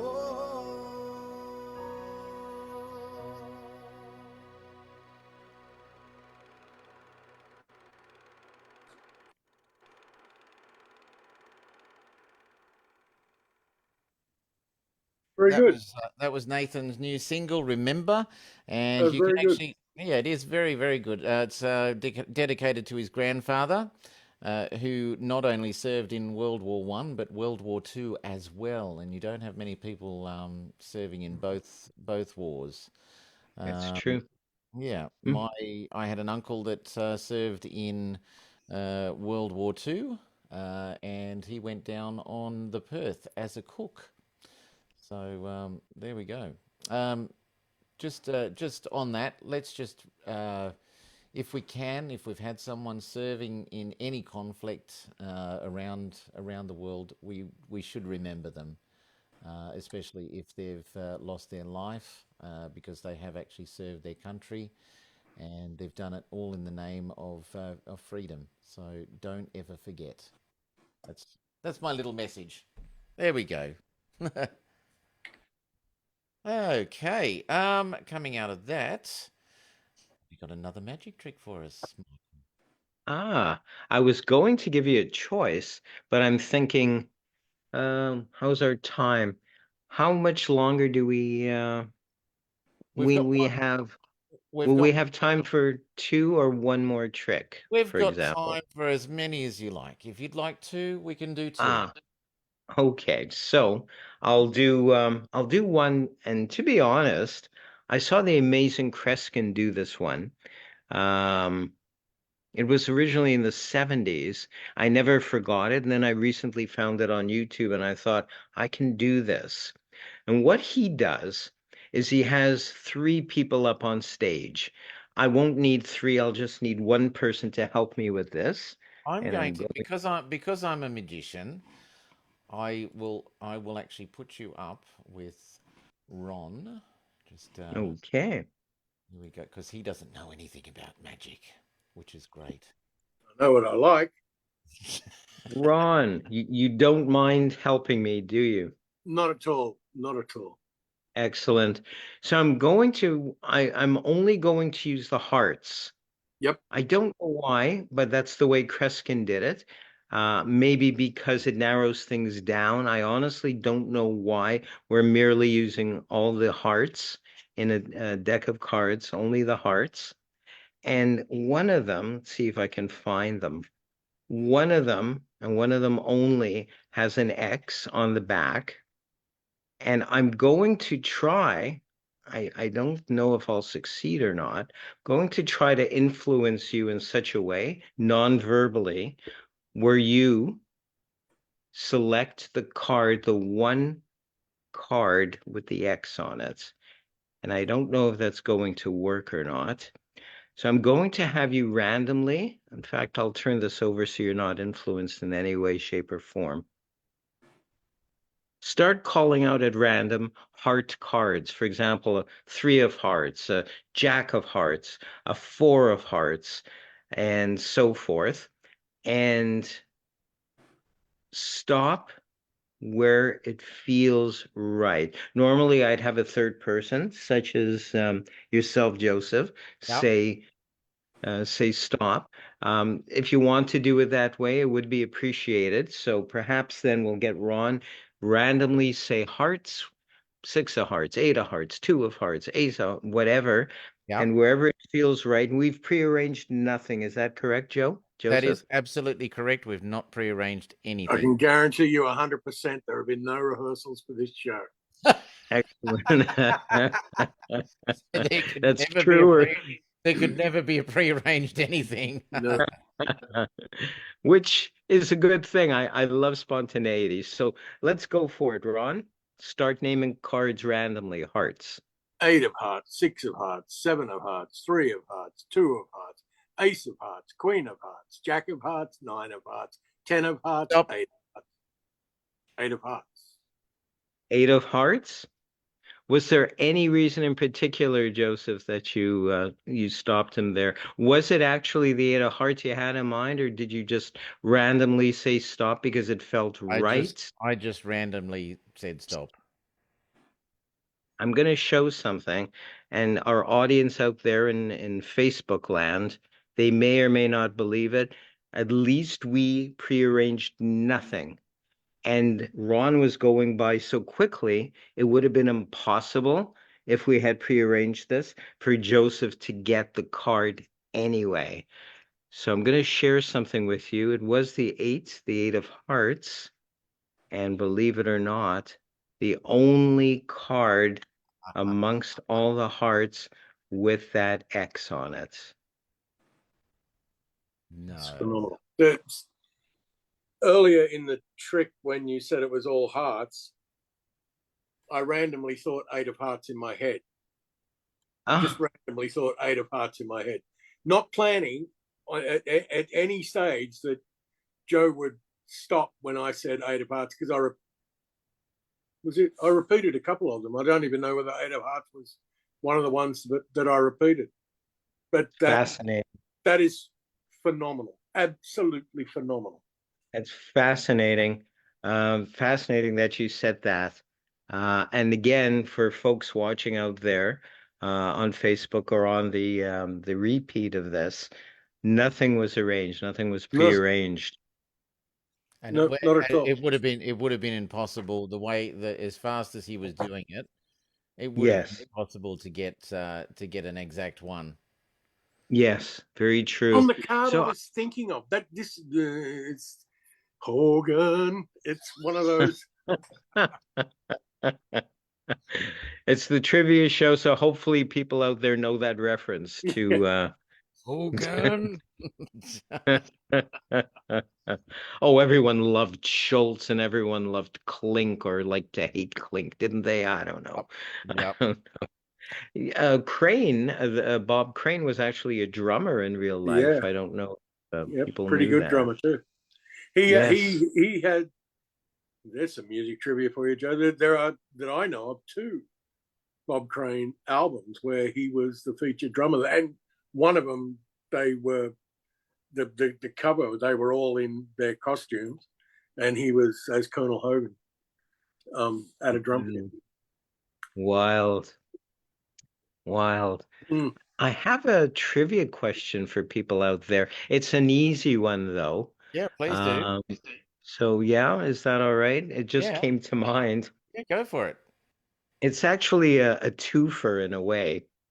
So one of the actors in the Hogan's Heroes TV show also hosted a game show. In fact, he was the original host of this game show. I think I know it as well, but keep going. It's not up to us, it's up to those out there. So who was it? An extra clue, he used to love to kiss the contestants. You know, the funny thing is I know who it is, but I can't think of his name. So that's I do know who it is though. I just And anybody out there, do we have anyone who's answered? Have a look there, Ron. I'm just going to find something. Bob Balti has said he played. Bob Crane also played drums a couple of times in the show Hogan's Hero. Oh yes, I've forgotten. Huh. So no one has. No one's come up with an answer yet. That's very interesting. Okay, we'll at least give the name of the character he portrayed on Hogan's Heroes. Is it okay to say? We'll say Newkirk. Yep. He played Newkirk. Sandra Hipkin has just come up with Newkirk. Well, that's amazing that you found the intro. Holy cow, Joseph. I'm very quick. I better turn that off for a second. Wow. Awesome. You'll get us banned again. So the actor who played Newkirk also hosted this game show. I'll really make it easy. I'll name the game show. Oh, no. Oops. No? Oops. Oops. Oh. Whoops, I didn't think the name would actually come up there. Oh, dear. That would have helped. Let me just see. I'm going to see how good I actually am. Let me see. You're not going to freeze it, are you? No. Oh. Okay, so no, it wasn't Bob Crane. So it was the person who played Newkirk. Paul Boltwood says Richard Dawson. Peter Corbett, I did Google, so I'll abstain from voting. No, you can say it, Peter. We need someone. Sandra Hipkins said Bob Crane. Bolty is copying you. Paul Boltwood said Family Feud, which is incorrect. I do know that. Werner Klemperer was he was also outside of Hogan's Heroes, was a world-renowned conductor. Him and his father were both. Oh, actually, conductors. He's done 2 shows. Did you know that, Michael? He's done 2 games. I did not. I did not. Huh. So, yes, he actually, I believe he did 2. Well, at least he appeared on one, which is interesting. Let me just see if I can actually get that. That's fascinating. Yeah. And this was the one I thought you were talking about. I'm just going to wait until the video, the commercial finishes. But Bolty is telling us that Bolty is right. Oh, Bolty always thinks he's right. This is the one I thought you were talking about, which is Blankety Blanks. Blankety Blanks. Yes. That's not the one I was thinking of. Yep, no, that's the one. Not him. He was on that one. That's the one. Match Game. Yes. Actually, Blankety Blank is still going strong in the UK. Match Game is long gone. Oh, wow. Wow. So I love the theme song to Blankety Blank. It's one of those things that stick in your head. But this is the one I think that you're talking about. It's not the one I was thinking of. Which is the one that Bolty was talking about. I saw the episode of that with him hosting, which was the Partridge Family versus the Brady Bunch. Yep. Or the Partridge Family versus Gilligan's Island. They had a round robin type of thing with TV show contestants going head to head or up to the grand final. And I think the Brady Bunch won it. I can't remember. Yeah. Yes, that sounds familiar. Yes. Is this the one that you're talking about? Family Feud? Is that the one you were talking about? Yeah, that's the one. Because the other famous person who looks like him, funnily enough, is Bob Lind. What was his Paul name? Lind. Paul Lind. Paul Lind. It's the Wolf. It's the Wolf. Arthur. He played Uncle Arthur on Bewitched. He was the center square on Hollywood Squares. Yeah. And one of my favorites, I got to meet him in person in Toronto. He was doing a Neil Simon trilogy, a scene from 3 different Neil Simon plays in Toronto back in 80 or 81. And I loved impersonating him. I used to impersonate him right and left in high school and all over I still do. It annoys my wife to no end.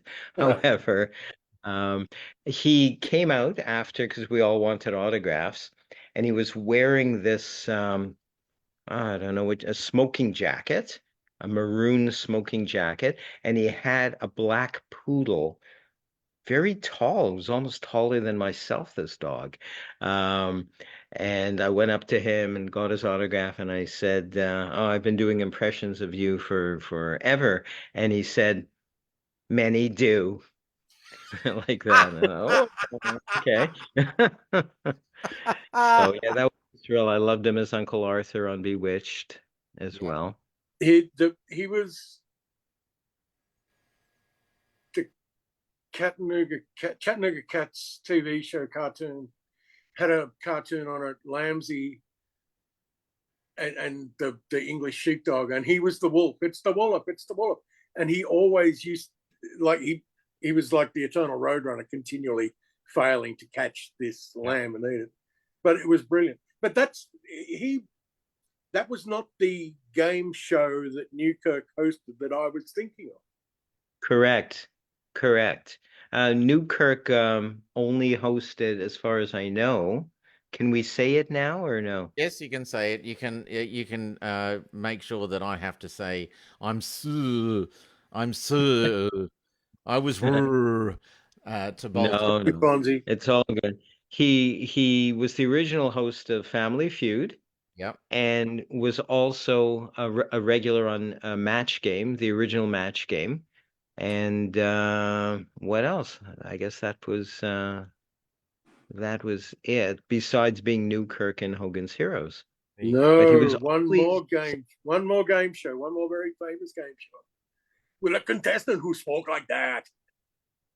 Oh, He was the host of The Running Man, sci-fi movie. Schwarzenegger, I'll be back. wow. And he Wow. got seriously killed at the end of it. He was a nasty and evil man, really playing off character, completely off his normal jovial character. He was a nasty piece of work. But and I only know it because I watched the movie last weekend. We're gonna play our last segment. Francine, if you can send me some winners of some categories. But we're gonna play Ron's records, and straight out of Ron's records, if it's okay with Dr. Michael, we will. I love that, Dr. Michael. That has much, very much. It's better than Dr. Likey, Dr. Michael. What was I going to say? We'll have another our last trick from Dr. Michael, but let's go to Ron's records. It's a long one, this one. It is. It was going to be a quickie, but it ended up being a longie. Here it is.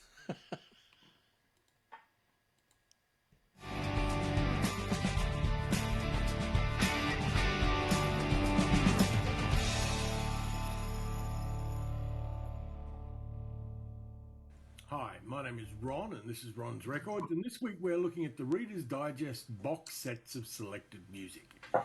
Now, I have to say that the box set albums produced by Reader's Digest were really good for their time. At the time of their release, through the late 50s to the late 70s, they may not have been perceived for their true excellence, but in reality they were excellent albums of vinyl quality and recording techniques and artists, notes, packaging, etc., and repertory. For example, a gay festival of light classical music that was released in 1960. This was actually my grandparents. All of these were manufactured by RCA Custom Products Division, and most of the albums benefited by RCA's recording philosophy at the time, which was a bonus for any recorded product. Artists in this collection include Tchaikovsky, Strauss, Schubert, Liszt, Verdi, Handel, Mendelssohn, Ravel, Mozart, Mussorgsky, Edgar, Brahms, amongst others. And it was not just the House Music Orchestra, which for RCA at the time would have been probably the Nelson Riddle Orchestra, but in this case, these albums were recorded by the New Symphony of London, the Vienna State Orchestra, the Orchestra Philharmonica di Roma, and the Orchestra de la Société des Concerts Symphoniques de Paris. Pardon me if you speak French.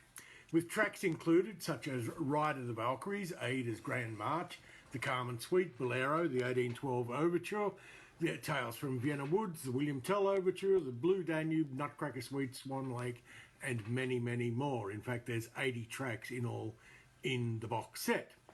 Now, more up to date, we have albums or collections such as Australia's Greatest 20 Years of Popular Hits, released in 1980. This was an 8x8 set vinyl LP box set compilation with artists including such as Lucky Star, Peter Allen, Cole Joy and the Joy Boys, Johnny O'Keefe, Normie Rowe, Johnny Young, Ronnie Burns, Colleen Hewitt, Renee Gayer, Brian Cadd, Dig Richards, Mental as Anything, Billy Thorpe and the Aztecs, The Masters, Apprentices, Skyhooks, The Seekers, and many, many more. And if any of the names in there from viewers from overseas, you've never heard of them before, don't worry, you'll get to know them in the weeks to come.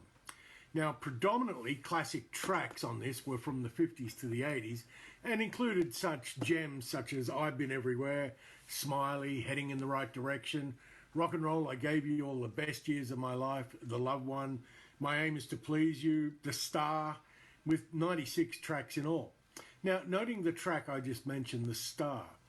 This song was recorded in Australia by TV host Ross D. Wiley, singing a song written by Johnny Young, later of Young Talent Time. Now, that song was overheard by a touring band on tour in the 60s, who overheard the song. Well, the track was later recorded and became a moderate hit as Here Comes the Star for Herman's Hermits. But the question is, how would you find out that Reader's Digest was releasing these box sets? They weren't for sale in record stores. Well, Reader's Digest, or readers of Reader's Digest, would see adverts and coupons inside. That would be one way of getting them. And the other one was releasing these FlexiDesk records into newspapers and music magazines. And by giving them a quick spin and by placing 20 cents on them to hold them down, you would get an idea of how many tracks was on the album, who was on it. And it was a great way to get information to the music buying public if they wanted to buy box sets. Now on this, we can see that in Solid Gold, which was released in 1981, was a 8 vinyl LP compilation box set and also 6 cassettes with album titles such as Golden Guys and Girls, Easy Listening, Group Hits, Australasian Gold and Country Gold, and so on.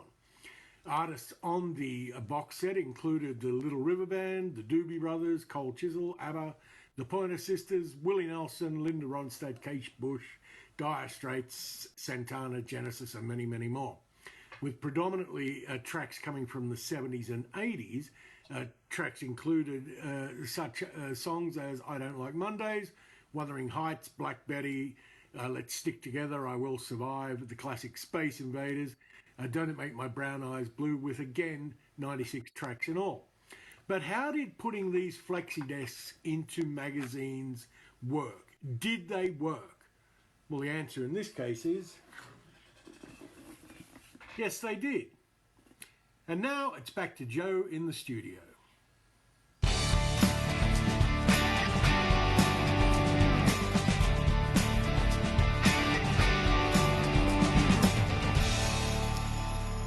You wouldn't know half of those people that Ron mentioned there, would you? No. Nope. Nope. Nope. No, apparently not. I thought I was having some kind of brain freeze, and I was thinking, what? Who are these Flashbacks? No, I people? But of course, don't take the brown acid. Of course, you would always find a copy of Disco Devil.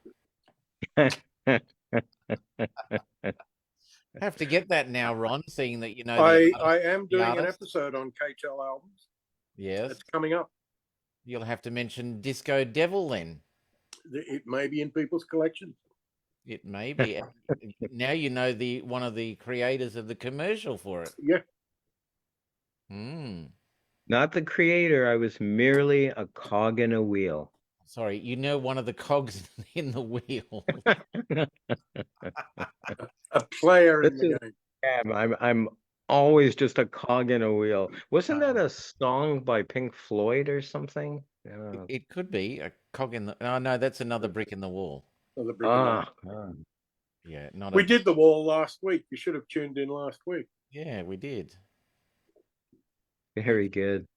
So Very good. Before I mention who the winners are, Michael, have you got Dr. Michael? Do you have a? It must be what 5 o'clock in the morning now, and you haven't had any sleep all night. You're going to have a great day today. This is great fun, though. This is great fun. Excellent. That's what I love to hear. And by the way, we haven't even scratched the surface of what you've done. So would you like to come just back? As well? Would you like to come back at some point? Absolutely. You know it. There we go. Excellent. All right. Be honored. Let's have a look at another. Do you want any help, or is this one for you yourself? No, help would be good. Either Ron or yourself. I'll put Ron on because otherwise, I kind of cheat because I know magic. So there you go. Okay, this is one I have to take credit for.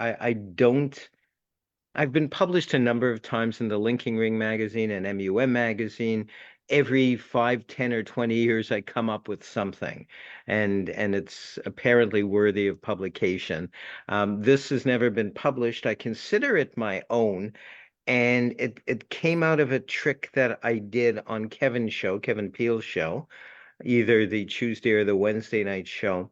And we have about a week, like we try stuff out on the open mic magic show, or at least I do. And then I have almost a week until the Tuesday night one to perfect it. That's how I work anyway. And I either just repeat the same thing I've done before with a different assistant, or I try to tweak it. This is something that I did tweak, and which sounds funny, tweak, like Tweedledum and Tweedledee, and was tweaked the third one. I don't know. Nonetheless, we're going to take a journey through a grocery store in a moment. I want to call attention. It's not too visible. I hope you can see this little black envelope. I should have actually used a different colored one. There's a prediction or a hunch, if you will, in there. Kreskin hated to say predictions. He loved saying hunches. He doesn't believe in predictions. But I've come up with different cards, colorful cards. This one says business card. This one, I don't even know what it says anymore. Cash register receipt. And we have moolah, we have money, and we have the grocery list. And it's sort of in a chronological order of sorts. Ron, you mind if I call you Ron? No problem at all. Okay. If indeed Ron is your real name. We're going to go on a bit of a journey through a grocery store. So we're going to imagine that we've gone in through the front door, or if it's late at night, through, a hole we've drilled and broken in. No, we're going to pretend it's daytime. We've gone in. We're looking around. We've gotten a shopping cart. We're going to pick up some items that we need. And this is one of those grocery stores that has, they may have bathroom tissue there, and they might have produce over there, and they might have pharmaceuticals over there. So we're going through these various departments looking for different things. And now we're ready to check out. So we either self-check out, which I find really annoying. I have no patience to wait in line, but I love just checking myself out. But then I think, well, that takes away jobs too from people who potentially could be working at the cash register. So we've looked at our grocery list. We've gone and picked up the items. Now we're about to either pay with money or a credit card. Money is one of the cards. We get a cash register receipt after. And just on our way out, as we're heading out, we do see a bulletin board, and perhaps we're either taking someone's business card or we're placing our own business card on there. I'm going to ask you, if you will, Ron, which one of those cards, which one of those acts that we just perpetuated or performed, if you will, stands out? Is it business card? Is it cash register receipt? Is it money? Is it grocery list? Which one of those seems to have stood out? And if this works, it'll be a miracle for people watching on Facebook. We pre-planned nothing, Ron and Joseph. Again, I didn't coax you. I didn't say, oh, we're going to do this. You had no clue even what we were about to do. So which one of these stands out? A business card. The business card, was that the last one? Yep. The business card does stand out. And we'll see what goes on here. We're going to turn the business card over thusly. We're going to also, if you don't mind, show the other ones.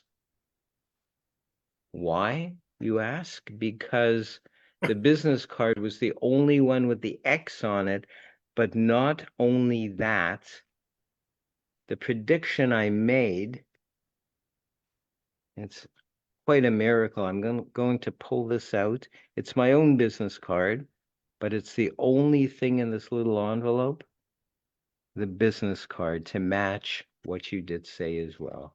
So Very thank you good. so much, Ron, for helping Very me with. good.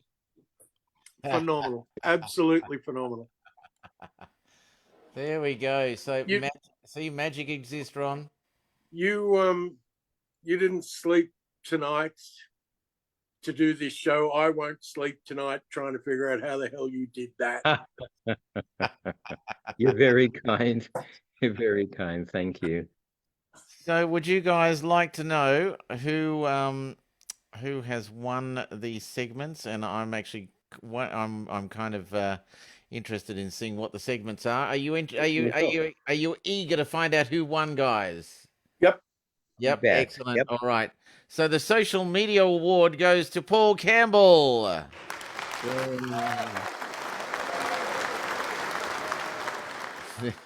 The Weird Science Award goes to Jim May.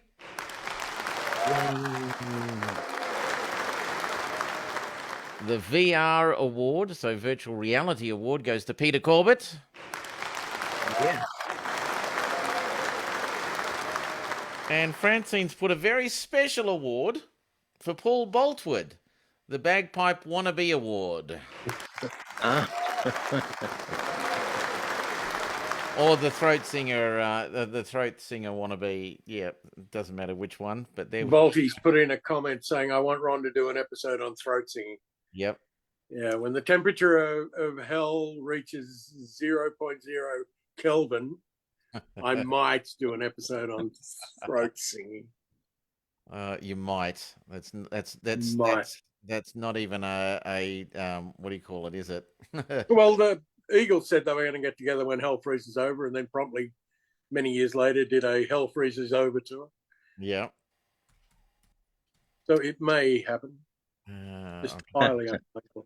I've just got to find this one. Why is that? Oh yeah, well let's go out on that one tonight. That'll be interesting because I haven't played this one for a while. Oh, where did that go? I just opened that. Oh yeah, there it is. So next week, we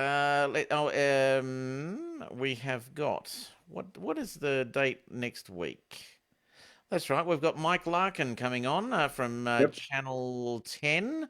X Channel 10. He is a wedding celebrant as well, so a marriage celebrant, so we can talk to him about that as well. The week after that is Kate O'Mealy. And that is a friend of Paul's, and she owns a magazine down in Wollongong. On the 20th of May, Jonathan Farley, who is teaching us how to tie ties. Apparently there's many ways of being able to tie ties. Like you've got a cravat on, Michael. He does bow ties. He does normal ties, but makes them look like a bow tie and a tie together. Wow. I know. He's absolutely amazing. He's also making me a suit, probably the most expensive suit I'll ever buy. But it's custom made for me. It's a suit that Sean Connery wore in the movie Goldfinger that he's recreating for me. Oh. I know. On 27th of May, Humbug is going to be performing it with us live. The 3rd of June, Billy Bougier, who played Tony in West Side Story on Sydney Harbour. And he's going into Sunset Boulevard with Sarah Brightman here in Sydney as well. 10th of June, we've got Tony Harvey, who was the magician, who played a failing magician on the original Wiggles movie. He's coming. Nathan Foley's coming on the 17th of June. On the 24th of June, we've got a lot of people from the Hawk Chronicles, which both myself, Simon, and Ron are part of. And then the next one after that is the 15th of July, which we've got Garrick Smith coming, who's a director, and we'll be talking Titanic things with him. And on the 29th of July, Tim Harding from High Five. So I've got to fill in some blanks. But Simon, I believe, has got some guests for us as well. So that's what's coming up. Now, don't go away, Michael. Ron and I would like to say our thanks just after we go down. But what we're going to do for people is to go out on a a Jive Aces song, and this is one I haven't played for a while. I normally play Live in Life from them, but today I'm going to be playing Bring Me Sunshine, and that was the original theme song to Morecambe and Wise. Yeah, there we go. So here we go. The Jive Aces, Bring Me Sunshine. Thank you, Michael. Don't go away. Thank you, Ron. Come on, everybody. And play the clip. Here we go.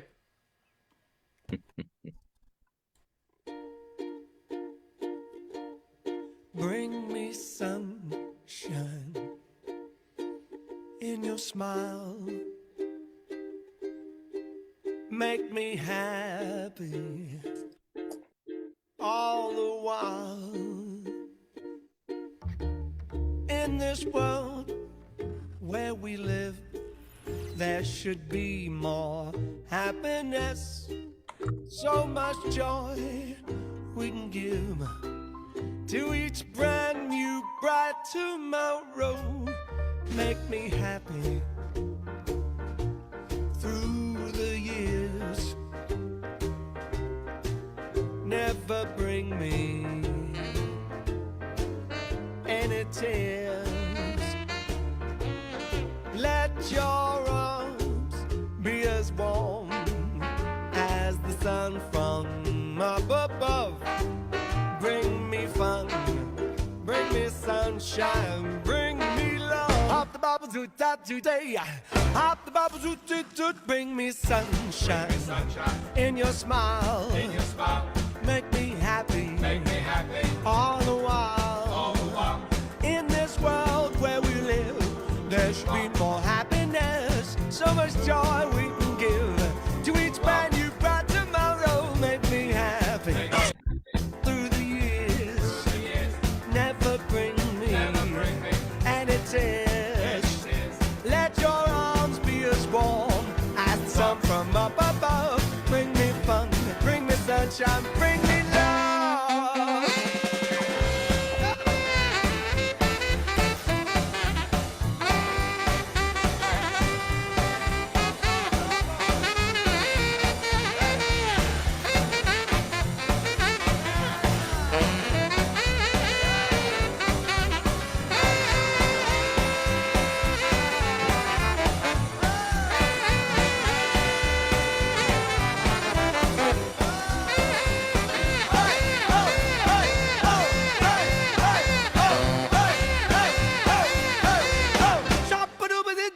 Make me happy through the years. Never bring me any tears. Let your arms be as warm as sun from up above. Bring me fun, bring me sunshine, bring me love. Bring me fun, bring me sunshine, bring me love. Bring me fun, bring me sunshine.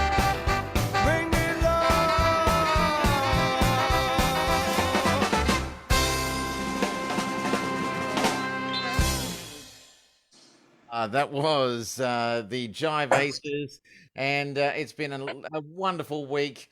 We can't wait to see you again next week. I'm going to do what I normally do. I'm going to fade to black and watch the social media fade out as well, but we will see you next week. Stay safe, everyone. Bye.